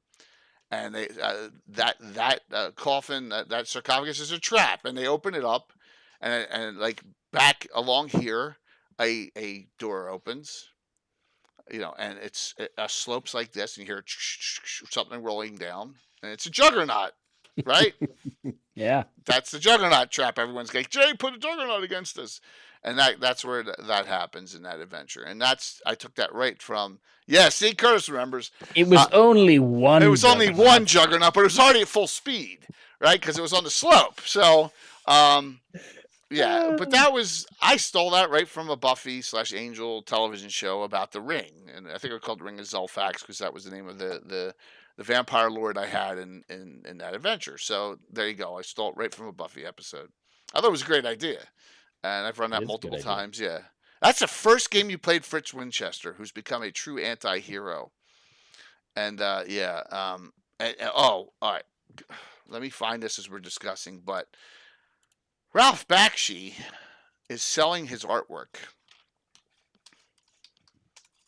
I really want this. I just viewed it. Here, I'll come back to it. It's $1,000. I really, really want this print. It's Fritz. It's $1,000 for They Killed Fritz. They killed Fritz. Yeah, he's got a whole bunch of other on here, but that is the one. Yeah, $9.95. So for that actual art piece, it's an original too. So I'm like, oh man, my wife will kill me if I get this. Yeah. I mean, my God, and there's a whole bunch of other ones on here from Wizards. So Bakshi's selling off his stuff. Yeah, the Dirty Stinking There's a lot. I mean, this movie was classic, right? I don't know how much. I really had to take much into my D&D from it because it's like 10,000. It's like a million years in the future. It's like a million, something crazy. Yeah, or is it 10,000? I forget. I think maybe it's 10,000 years in the future. But it's kind of got that. And this is the prog core thing look that Todd Stashwick's doing with his new game setting. So, that brings it up, and that's where, absolutely, and that's where I got Fritz's name from. Is that they killed Fritz right there. So because they wanted to make Fritz a D-bag, and there you go. So, yeah. So a couple things stolen. You just saw it as you started playing D&D, yeah, because it wanted to come out 79 or 80. I think that came out. Yeah. I saw it later on VHS. Right, I have it on VHS, and right here I have it. I have it unopened. I got it real cheap. It was a Best Buy bin. I think it's Blu-ray. I got it on Blu-ray right here. Look, it's still got I think I got it for like $3. I was like, I can't pass up on that. Holy jeez. So, yeah. So better. Nice. Yeah. And speaking of Fritz, moving on that, Curtis and Brett will be playing ancestors of Fritz Winchester in the both of them. Yeah, Tim's not even funny about that.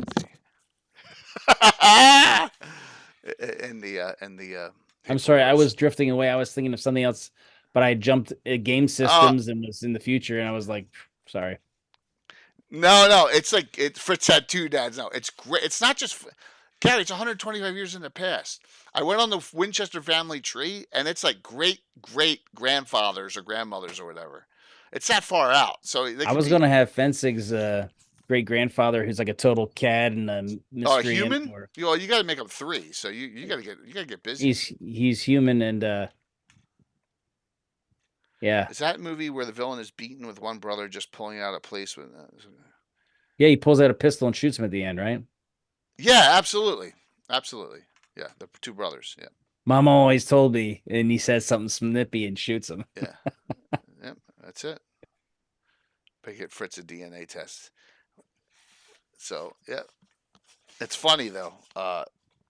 Just the fun things you can do. And I'm having a lot of fun with these. All the great ideas. And thank you all. I'm getting for all your ancestor characters. It's really cool. Really some great stuff. So it's going to be a blast. Record of Lotus War, Gary, when did it come out? 1996? It was in the late 90s. That thing, they actually had like riots in Japan trying to get into the movie theater to see that. That's how like big that was. I have it on VHS. To see what? Record of Lodoss War, Lodoss. I mean, war. It was like the biggest thing since Star Blazers. Or it wasn't called Star Blazers. It was called Space Battleship Yamato. Um, in Japan. But yeah, that was Was it nice? Okay. Um, yeah, that movie was like huge back then. So, case mythology, it works. I had some inspiration from the movie Pitch Black, but that's for a different game I am planning on doing in the future. Oh, really? Yeah, like it's a Mech Warrior universe aftermath game rules. So, that could be nasty. Yeah, and it's on Periphery, so it's in an out of the way sort of thing, so that it doesn't interfere with any timelines, but it should be interesting. I thought the Record of Lodoss War was on Netflix. It's not. I thought it was. The record. I thought it was on Netflix.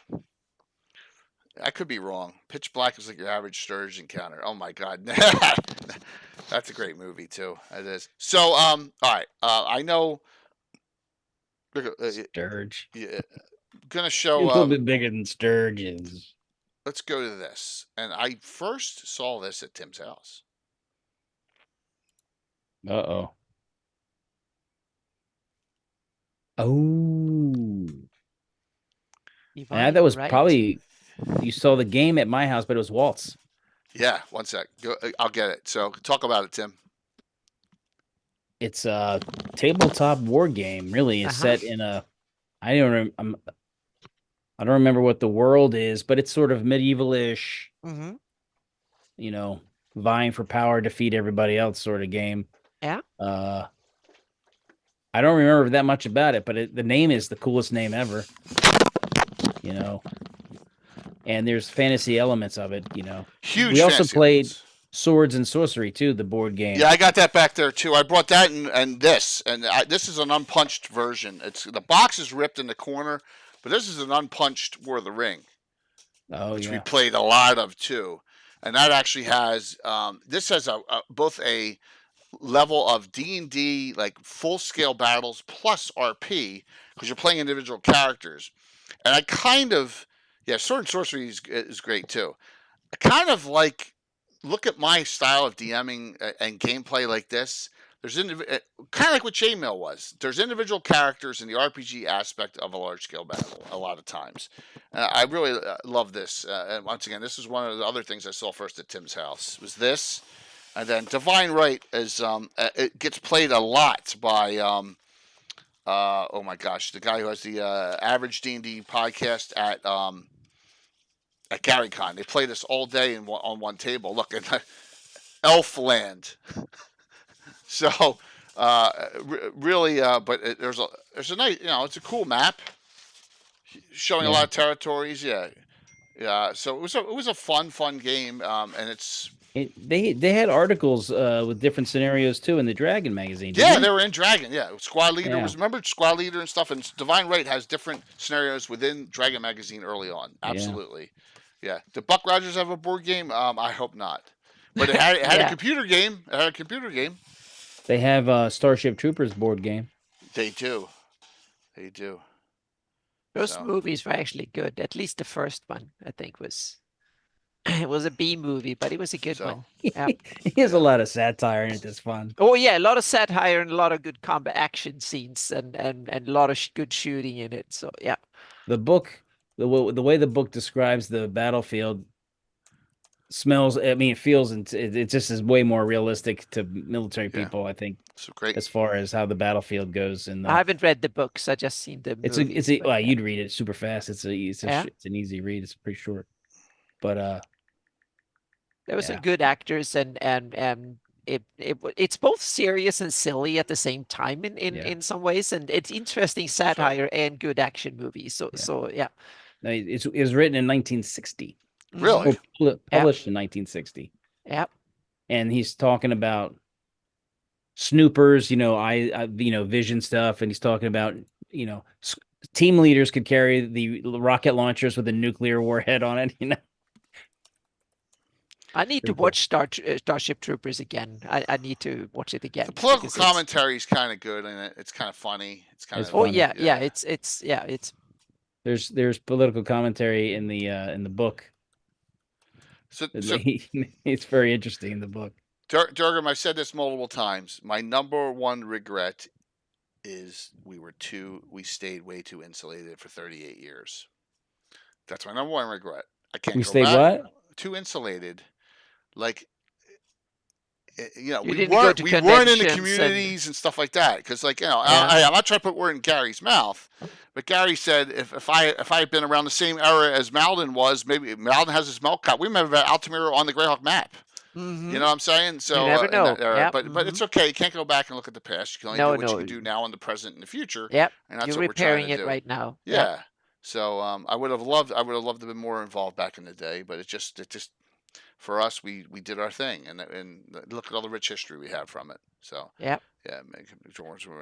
Speaking of films and TV series, another TV series that is on Netflix now, that I think it was a co-production between Netflix and BBC, is The Last Kingdom. 5 seasons. Oh yeah. It's a kind of a parallel to the History Channel's The Vikings in a lot of sense.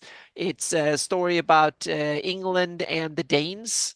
So you have the Saxons and the Danes fighting it out in the 700-800s, something like that in southern England. It's a good one. A lot of cool action, a lot of plotting, a lot of deceiving back and forth and stuff like that. So yeah. Mm-hmm. All right. So I got a couple others. Either of you have any other reference points or things? You gotta have. I have one that been a personal for me that I loved the first time I read it back when I started gaming, and that's the Niccolo Machiavelli's The Prince. Oh. Or Il Principe. Yeah. That book is, if you want to if you're DM and you want to portray a villain, Machiavelli's The Prince is the handbook on how to do it right, so to speak. Written by a professional. He was a political advisor from Florence in the early 1500s, late 1400s, I think 1450 to 15 something. So when Northern Italy was full of these little city-states that were battling it out using mercenaries and stuff like that. He was a political advisor who told the high and mighty how to win politically and in war and stuff. He tells you where to build castles, when to use mercenaries, when to kill and execute, when to not to, and so on and so forth. And he does it with a sense of dry humor that it's translated into a lot of books. You can find it on Internet Archive and for free as a PDF and stuff. So it's in the public domain now, and there's many translations into many different languages and stuff. It's a great read. I think it's that long. It's like 40, 50, 60, 80 pages or something, depending on the size of the stuff. But it's an excellent book it's basically a handbook on how to be a dictator or how to be a villain. And in the medieval Renaissance world, so to speak. So it's a handbook written by a professional political advisor for a ruler in GREYHAWK. It's, when you read it, it's exactly when to tax, when to kill, when to hire mercenaries, when to use priests and propaganda and all of that stuff. It's brilliant reading. It's fantastic. And so you can almost sense like it's one of IU's advisors or someone like that who's been writing it, and it's great read, so to speak. So Niccolo Machiavelli, and it's called Machiavellian for a reason, because it's more like he introduced a way of political thinking that is true to this day. So it's a good one. So and I have a couple of other ones that I've taken great inspiration. One about kings. This one, unfortunately, is in Swedish, not available in English, unfortunately. It's a guy, Erik Pedersen. He wrote a story about the kings and the rulers of the world. And this one is fantastic. It's all about how bad they are and horrible things they've done and how long they stayed in power, how they were ousted and how crazy they were and stuff like that. Fantastic inspiration for running your villains and your good guys too. You can find inspiration for Belvoir, IU's Savener, all the rulers and stuff in a book like this. There are probably 100 books like this written in English that you can get to. Another one I want to, it's Yuval Noah Hariri. He's an Israeli historian. He's been very much in demand lately because he's been out in the debate about AI and stuff. But he wrote this book 10, 15 years ago or 10 years ago or something like that. It's Sapiens. It's a story about humanity from ancient times and new. This is really, I found it very inspiring because it kind of talks about how we evolved from our sister species, so to speak, our cousins and stuff. Oh. And to me, it's very interesting because if I want to think what distinguish a human from an orc or an elf or a gnome or something, this one thinks about that from a philosophical, biological, historical perspective. Really cool. And Yuval Hariri, he's a really smart guy. So it's a lot of, he's written a lot of contemporary politics too, but this one is interesting from a fantasy philosophical perspective and real world history too.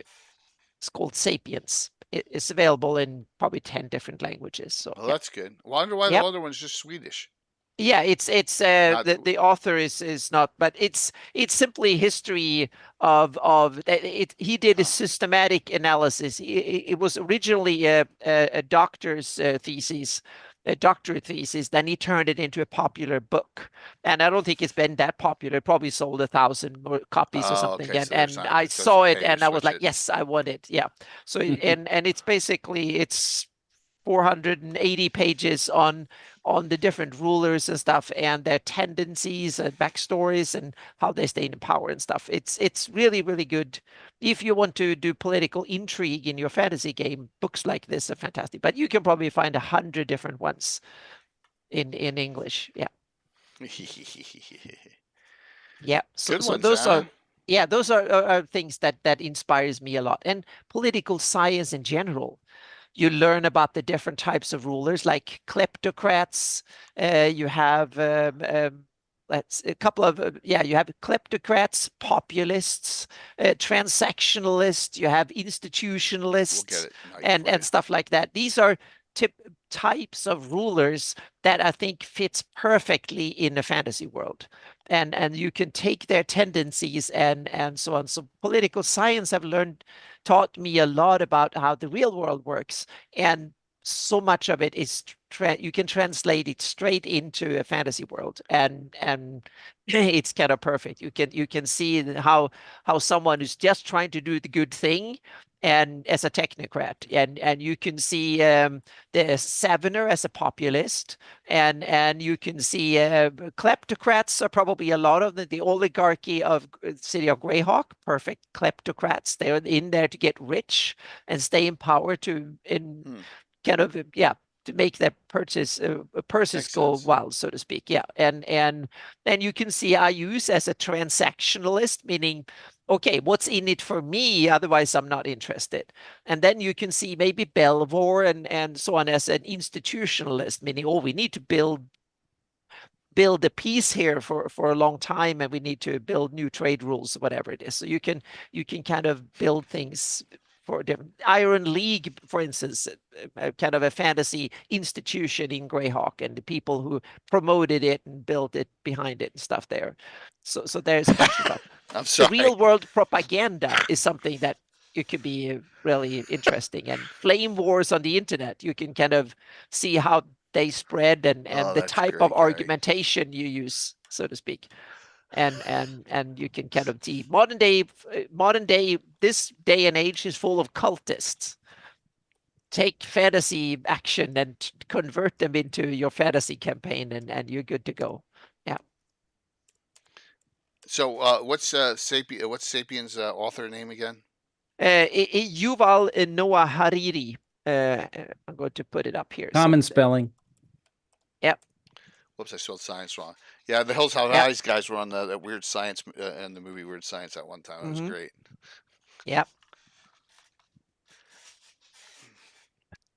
By Robert Bartlett, fantasy. Yeah. And this is a short. Oh, wow, cool. I did not know that. Go ahead, Anna.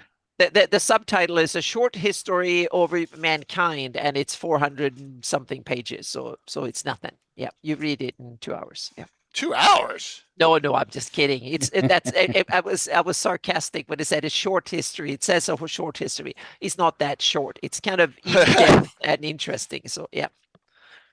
Tim, what do you got, man? Well, I was going to say, speaking of cultists, I've taken some of that flavor a little bit from Warhammer. Kind of the way that, especially when you're worshiping some sort of dark entity, the kind of people that are drawn there are going to be kind of a certain niches and certain types, usually for power, because they are feeling like there's a deficit in power and they don't have anything to go to, and they haven't been reached by some good deities, peoples that help them along, so they start banding along. So that's the I've taken it, taken that from Warhammer. And the crits, of course, I brought that in. Yeah, Warhammer Fantasy Roleplay, but that was a guy from. It wasn't from where he played. Correct. Warhammer. Yeah, Fantasy yeah. It was Roleplay. somebody who was a real medical doctor who plussed up the crits to be more.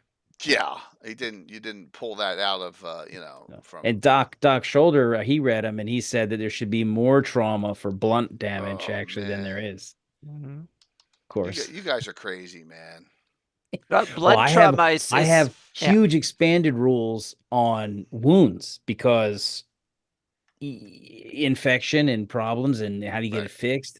I mean, it really is super simplified in D&D, which might be for the better. Yes, I think it's for the better, but I'm also tempted to give like big clubs and malls and stuff like that. They should do tremendous amount of damage, and they should take someone out of action. The crit could whack you out of action immediately because I had characters in Warhammer and even in D&D that'll use a blunt weapon over a edged, just because a bone break is debilitating now and for the next 8 weeks. The movie Medieval shows you that guy, he has a sword in one hand and he has a Morning Star in the other one, and Mace Morning Star, and the one that has these ridges around it, so to speak. And that movie shows the effect of it's not about the fancy sword fighting, it's about being brutally effective in combat, so to speak. And the way he fights, you can it's a good one to tell it. Another movie that I can tell that is actually now available with English audio as well is the movie Arn, Knights Templar. It was originally 2 movies and done actually some of the most expensive movies ever done in Europe. That doesn't say anything compared to Hollywood, but at least it's like more than $100 million. So they were huge movies, the 2 movies that were made in early 2000s. And it's about how the story behind how Sweden came to be. And it's a story of a Knight Templar that he was condemned to become a Knight Templar, and he goes to the Holy Land and he fights for 20 years, and then he comes back and he found the foundation. It's partially historically correct, so to speak, but it's an interesting movie, and from a fan perspective, it's full of awesome fight scenes. And the main actor, he was actually he was an Olympian horseback riding in horse riding, like what you call it when you ride and do tricks and stuff. Equestrian, yeah. So he's a master in that, and he is also a fencing champion. So the guy, he can ride and he can fight like no normal actor can. So he's not much of an actor, but damn, he's good when on horseback, and he done some fighting scenes. Did he do the pentathlon? I'm not sure. He did a Russian movie afterwards where he played. I meant the sport in the Olympics. The pentathlon, or was it just the horseback? I'm not sure. I think he did only on the horseback and stuff. He did that for a couple of years and a couple of Olympics, and he didn't come anywhere near that. He was like in the top 20s or something like that. But that was good enough to do, and he did a lot of this kind of reenactment of tournaments and stuff like that. So he did a lot of that more than acting. So they picked him because he was the one that showed them how to do it, so to speak. And one of the producers say, we just need him because he can do it. So he did it. And the fighting scenes in that movie are second to none. Those two movies, but in there's Arn the Knights Templar. It's available as they cut it together in one international movie. But originally it's two movies. I think they're available with subtitles, but then they're in Swedish, German, French. I think it's Arabic on my watch list. Yeah, it's those are really good movies. A lot of fantasy inspiration, a lot of paladin stuff, and so on and so forth. A lot of battles and fight scenes and stuff in it. So yeah, that's cool. Yep. All right, let me go to this just so I can give a fellow person. I give Mike Disney a shout out. So I love it when someone will make something up and then we can build off of it. And everyone knows that Mike did the Overgord, right? Yeah. So he did the Overgord miniature. Did a little some stats on it, and then I'm like, I'll take it one step further, and then I'll do it all up, and we'll have we didn't do it last year because we had Christine Van Patten, but we may go back to it again. But we've always had a Halloween special almost every year with the Overgord, which is kind of cool. And the miniature, you still can't get that. I don't think they haven't released that miniature yet. So you still, if you don't have an original Overgord miniature, you're gonna pay an arm and a leg to get it off of eBay or whatever. So, but yeah, and this is my signed copy I just of the Overgord that Mike has. It's down in the basement down there. So Forgotten Realms writers get their inspiration material from GREYHAWK. So to some degree, a little bit. To some degree, I'm going to say this. Even though it's way over the top and no one ever dies in here, I will say that Rari Salvatore, the early Drizzt books give you a look into what maybe Dark Elf culture will be a little bit more than we see in GREYHAWK. We get, I love D3. I'm not a fan of Menzo Barons and box set, but I do like some of the things that they discussed on how the interaction with demons. Destroying the entire house overnight, I think is stupid. No, but I like the way that the cults, the way the house fights and the intrigue and stuff like that. Yeah, I think that was done really well like that. Oh yeah. I really like that part, so to speak. Then and I still want to see a TV series on a Drow, because now we have the technological means to make one. Well, so that is something I would love to see. The D&D TV series, they dumped it. Oh yeah, but and also since half the world's population have spider phobia, from a business standpoint, is probably the most stupid idea ever. If you more than about half the population are terrified of spiders, and arachnophobia is a real thing. So if you have a restored and TV series, then anyone with arachnophobia should stay away, so to speak, because it's spiders is a thing. But I don't like spiders, but I would love to see a TV series like that and have to brace myself. So and we have tarantulas here, so I've seen them out in the wild, and I don't run, but I don't want them on me, but I can stand there and look at them. So yeah. What bug would you want on you? There's not a single bug I'd like exactly. To have on yeah, there's yeah. Yeah. So Tim, there's cute little jumping spiders now that they actually look cute. I had a friend, he had one as a pet, and they are actually cute. We got a problem here in South Jersey and Philly market. We've had those stupid lanternflies from China come in, right? Now there's a spider that has come in that eats them. And that thing, you seen that thing, Tim, with the yellow back and stuff? Oh, is that the one that comes? Yeah, that flies. Is like, it jumps and flies and stuff. Yeah. Yeah, it's my wife. Well, a lot of spiders can fly, Jay. Great. Actually, a lot of spiders can fly. They put out their filament, and it takes on a negative charge, and when they're small, they can. Yeah. Is the parachutes? That's great. Now we got parachuting freaking spiders around. That may show up later. I was going to say. See, real world is full of interesting inspiration. Here we got these big Asian hornets coming here on the west coast and killing people a few times, but I think they got most of those colonies. Yeah, the big the giant wasps that are like 3 inches long or something. Yeah. So I have my upgraded swatter that has batteries in it that electrifies. Yeah. Oh, I really? bought an upgrade. Yep. Wow. Kills bees. Zap, zap, zap, zap. That was so random encounter. Giant spider parachuting on your party. Yeah. That's Hey, who said that? Princess Maker. Hey, shh. Come on. I shouldn't have said anything. I I've have been no thinking about idea. it for years. My 13th level Cavalier is probably in store, and I don't for a lot of crap. And I had no idea what the name of the adventure is, so I just for Tim, I just made it up one. No pain, no gain. There you go. Yep. Because I have no idea what he's going to throw at me anyway. So there, and you can change the name. Murder Hornets are really cool for a high level druid spell or something. So yeah. Oh, it should be EDT, but yeah, 9. That's the next Saturday because I'm going next 2 Saturdays on vacation. So the next Saturday available is the 29th, and Tim's free for a whole month. Right? Almost, yeah. Oh man, that is scary. That is awesome though. So I borrowed a boa and draped it over that person's shoulder pin. Ew. So all right. Anyone else have a lot of outside inspiration? The last one I want to go over real quick is I mentioned these. Baldur's Gate. I haven't played Baldur's Gate 3 yet because I just don't have time. But Baldur's Gate 2 up till that point was the best RPG that was ever made, just because the way it interacted with the NPCs, it was crazy. It was crazy good, all the coding they had to do. And this is back in the 90s.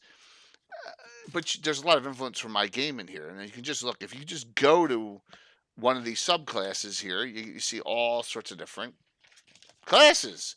Like under Paladin. Right? You see, oh, look, there's an Inquisitor in here, and there's also an Undead Hunter, both classes of mine, as an example.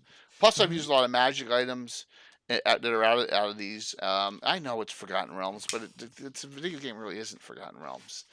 You get a little bit of the Forgotten Realms feel to it, but you had the area where you had the spaceship crash with all the cannibals, halflings in it from Dark Sun were inside. That was cool. There's a lot of crossovers, so it was neat. Spoiler: BGC picks up where Githyanki and Manflares would be in later FR. Cool. I better copy. Man, you played it in color. We played the crap out of Wizardry at Tim's house back in the day on that old Apple II. Oh my God, that was great. And it was then Bard's Tale came out, right? And the Commodore 64, Wasteland and Bard's Tale on the Commodore 64. Yeah, I think the screen we had was one of those green screens. Yeah, amber/green. Yep. Yeah, it was like that's all the color. It didn't have any color. Well, they figured out how to turn it different ways where it striped different, so it looked like different colors. Remember? Yeah. They got smart it's like with brown scale, like four different from. Yeah. Or the one you get sunburned when you sat there. Almost. And that's where word that comes from, WERDNA. A lot of people use that name in their venturing. So, 2 colors, green and hot green. Yeah, basically. But it was fun. There were definitely great times, and my son's into the retro stuff, and he really wants me to take and try and get an old Commodore 64 128 back together and get a really old PC. You can emulate them today with all the stuff. You can, but it just I got so many old machines. I may be able to build one from. I haven't thrown. I'm sure you could. Oh wow, you still have them. Oh, I don't throw out any of my computers. I gave up my old Amiga and he's worried somebody will find what's on his disk drive. Oh, that's true. Yes, yeah. Don't throw away the hard drives and the storage medium. Yeah. Populous. Oh wow, that was good too. Now for me, I go back. I know you can play the gold box games on GOG and good old games, but there's nothing better than playing on one of those old systems. I remember that. Oh, sorry. Go ahead. I was actually playing Fallout 2. Cool.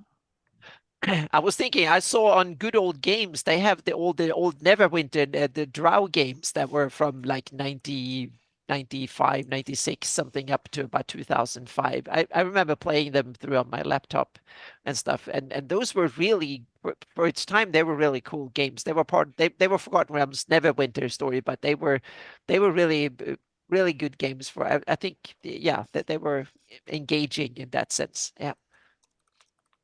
Cool. Yeah. Wow. All right. So, any final thoughts, and we'll do some shout outs here. And audience, any other final thoughts on just getting some influences? And like I said, there's no right or wrong way to bring into your Greyhawk. Don't worry about breaking canon. Because you can't. It's your game. Mm-hmm. Like I said, no one's told me don't put Murlocs in my Greyhawk, and too bad, and they're staying in there. I think they're cool. Yeah. Yeah, Murlocs are cool. Yeah. The explanation for them is fits well. Yeah, I mean, I try to make it legitimate. I'm not, I try to do a lot of that stuff.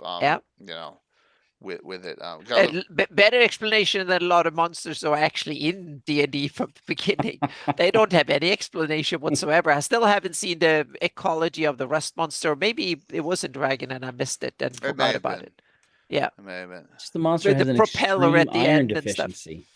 Yeah, it might be. Yeah. Mm-hmm.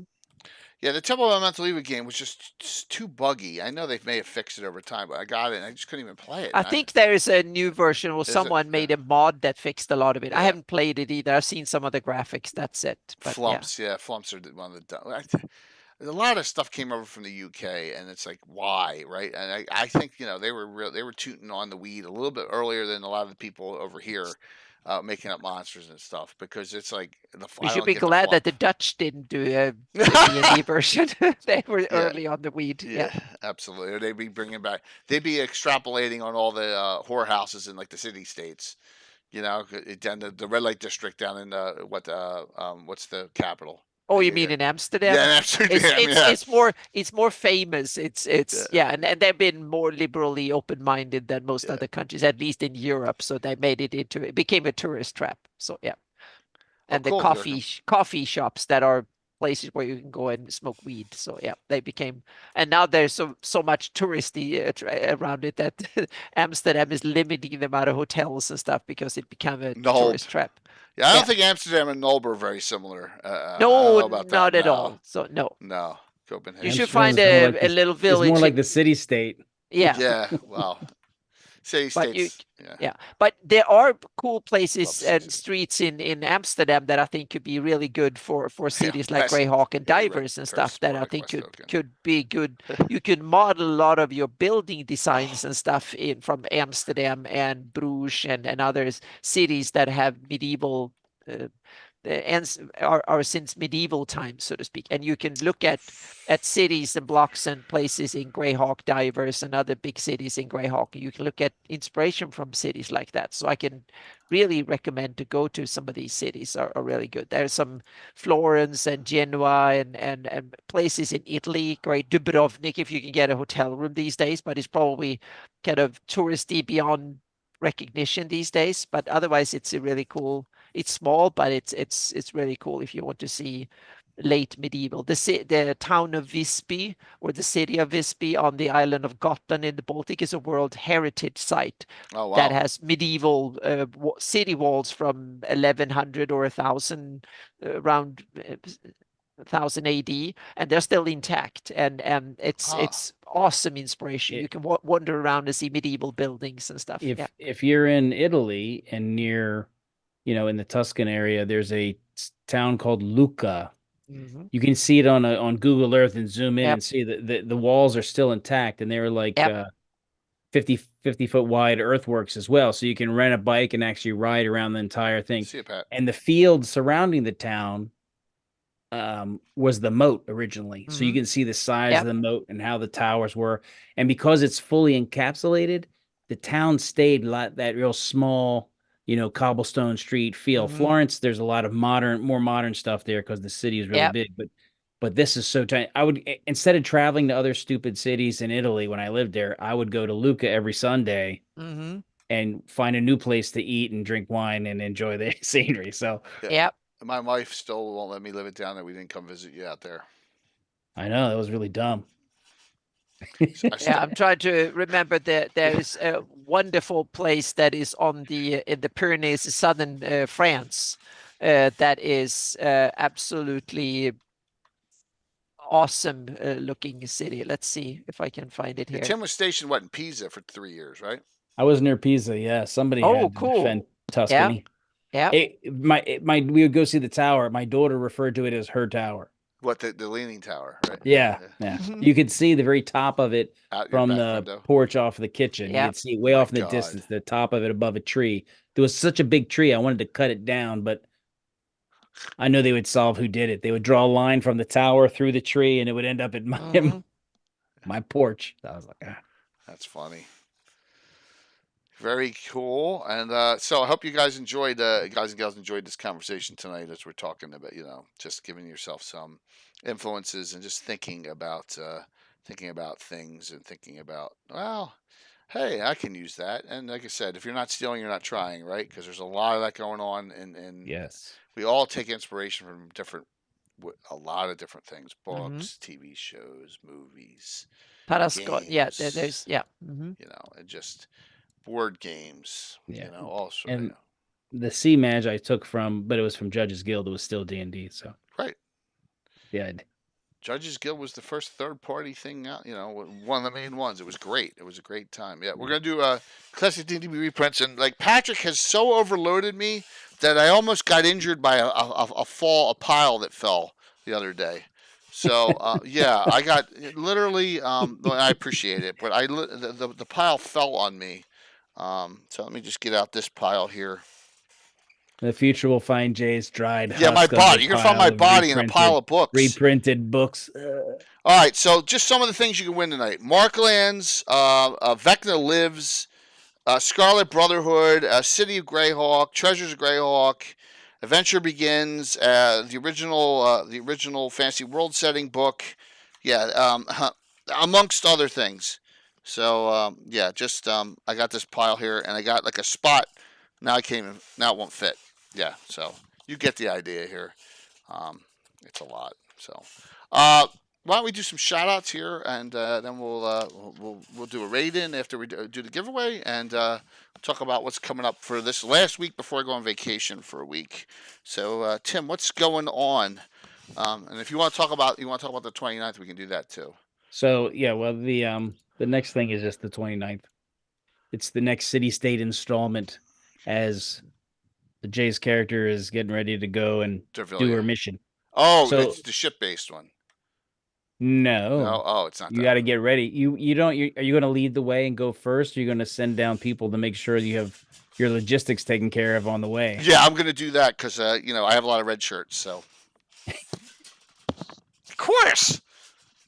You got to make sure things are squared away. So far confirmed is just myself and Courtney. So we got it, Coco. We got to figure out. Right, I was like, I got to text all the guys. We know Alan's not in, so we got to figure out which of the numbnuts are going to be able to play. So, sorry, that's my rest of my players. That's not nice. I'm just kidding, but it's a Saturday morning game, so Tim may reach out to one or two others to fill in for this. So, all right, yeah, more to follow. Or I get to play Kixano too, which would be cool.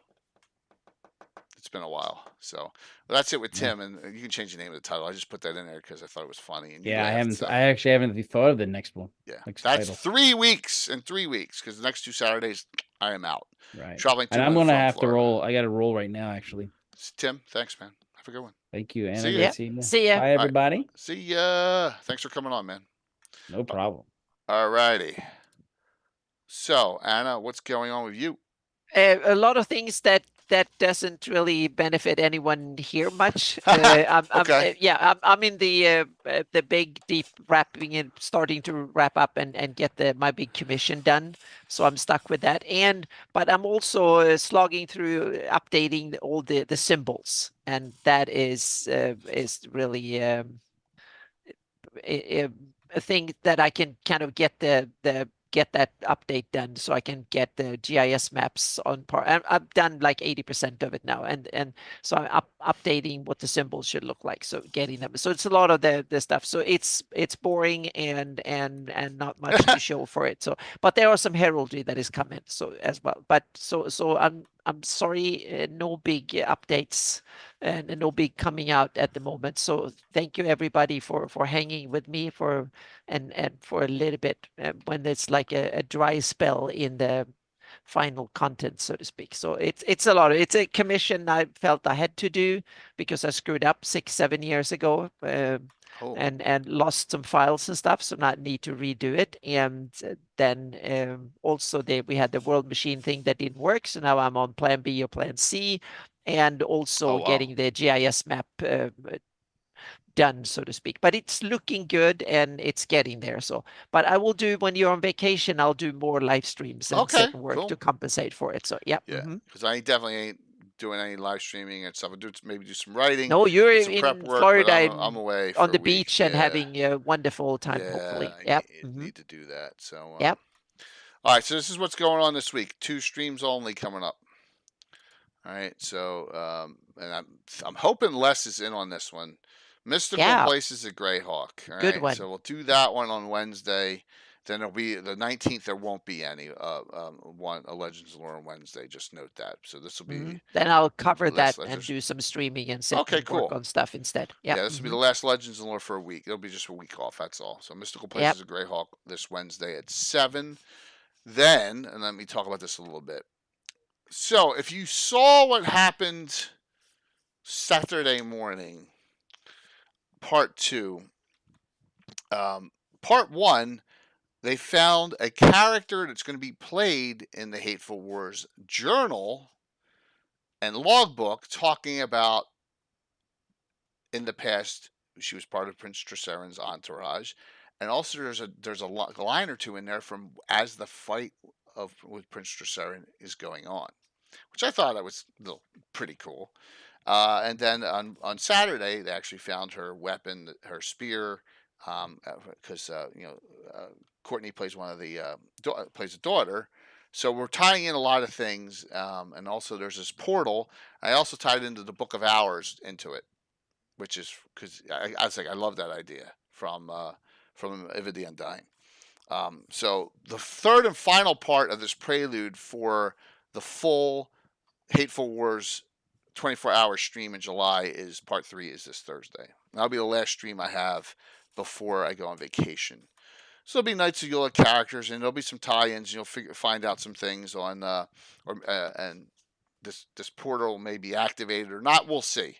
But it'll be a fun part 3. It'll be back to the Knights of Yula characters, a little higher level characters. I had guests on Saturday, so kind of broke it up. But this is part 3 on that, and that will be on Thursday. And it shouldn't say Troller Games sponsored giveaway. Oh yeah, it is Troller Games. It is Troller Games. Yeah, it is. Oh, you have it written down there. So Troller Games sponsored giveaway on here. Yep. Yeah. So Chuck needs to step up. Yeah. Yeah. No, it should be Gamescape. That's a mistake. It should be Gamescape. Oh, okay. Sorry. Troller Games. I have gift certificates, but I'm saving them for later in the. So Gamescapes. Yep.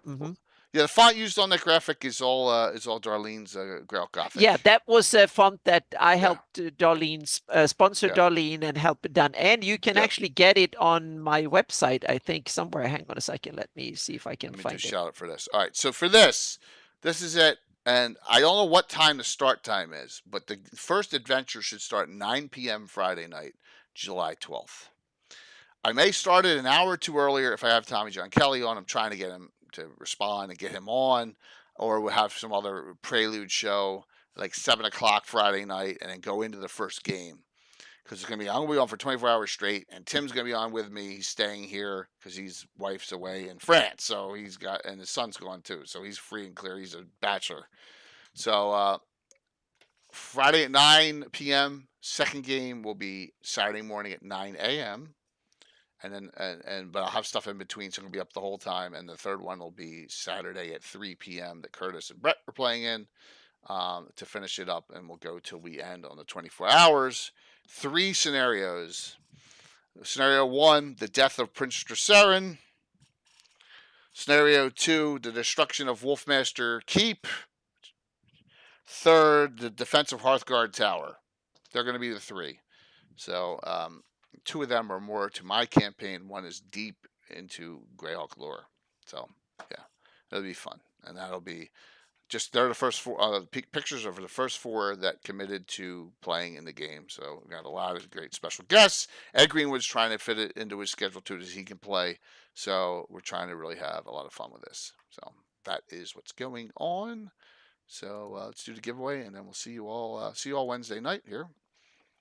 Last call, exclamation point drawing. Gonna close this out, and then you get your choice here for the winner. And thank you all for the support tonight. Really appreciate it. Alrighty, let me close this out. Thank you, everyone. Yeah, definitely a good night. Got it in, Chris. Here we go.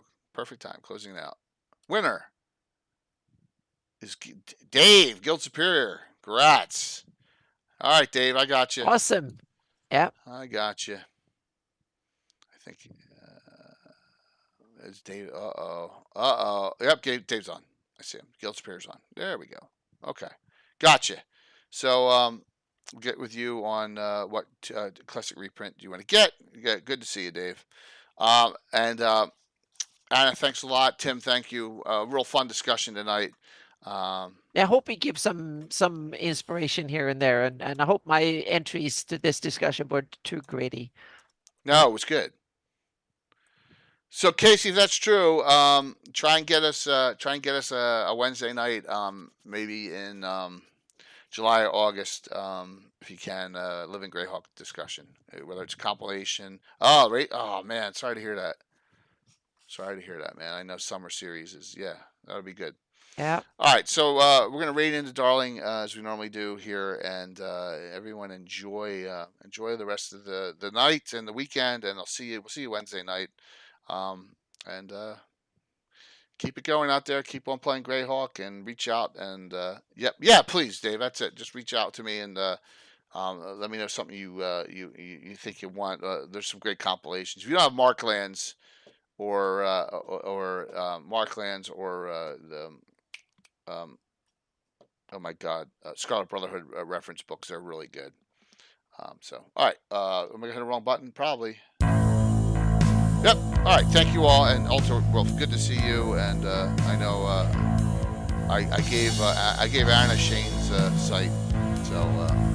Okay, well, cool. Yeah, and I've managed to find the font, so it's cool. actually, I put the link in the chat there, so you can get it. Yep. Awesome. Yep. I'm going to put a link on. I'm going to redo my website. Is one of the things I'm working on as well. So yeah, it will be there. So thank you, everyone. All right, let's crush this up here. Let's get over 65. How's that sound? Close. Boom. Look at that. I guess. Oh, 64. 5, 4, 3, 2, 1. Hope to see you all Wednesday night. Thank you. Bye.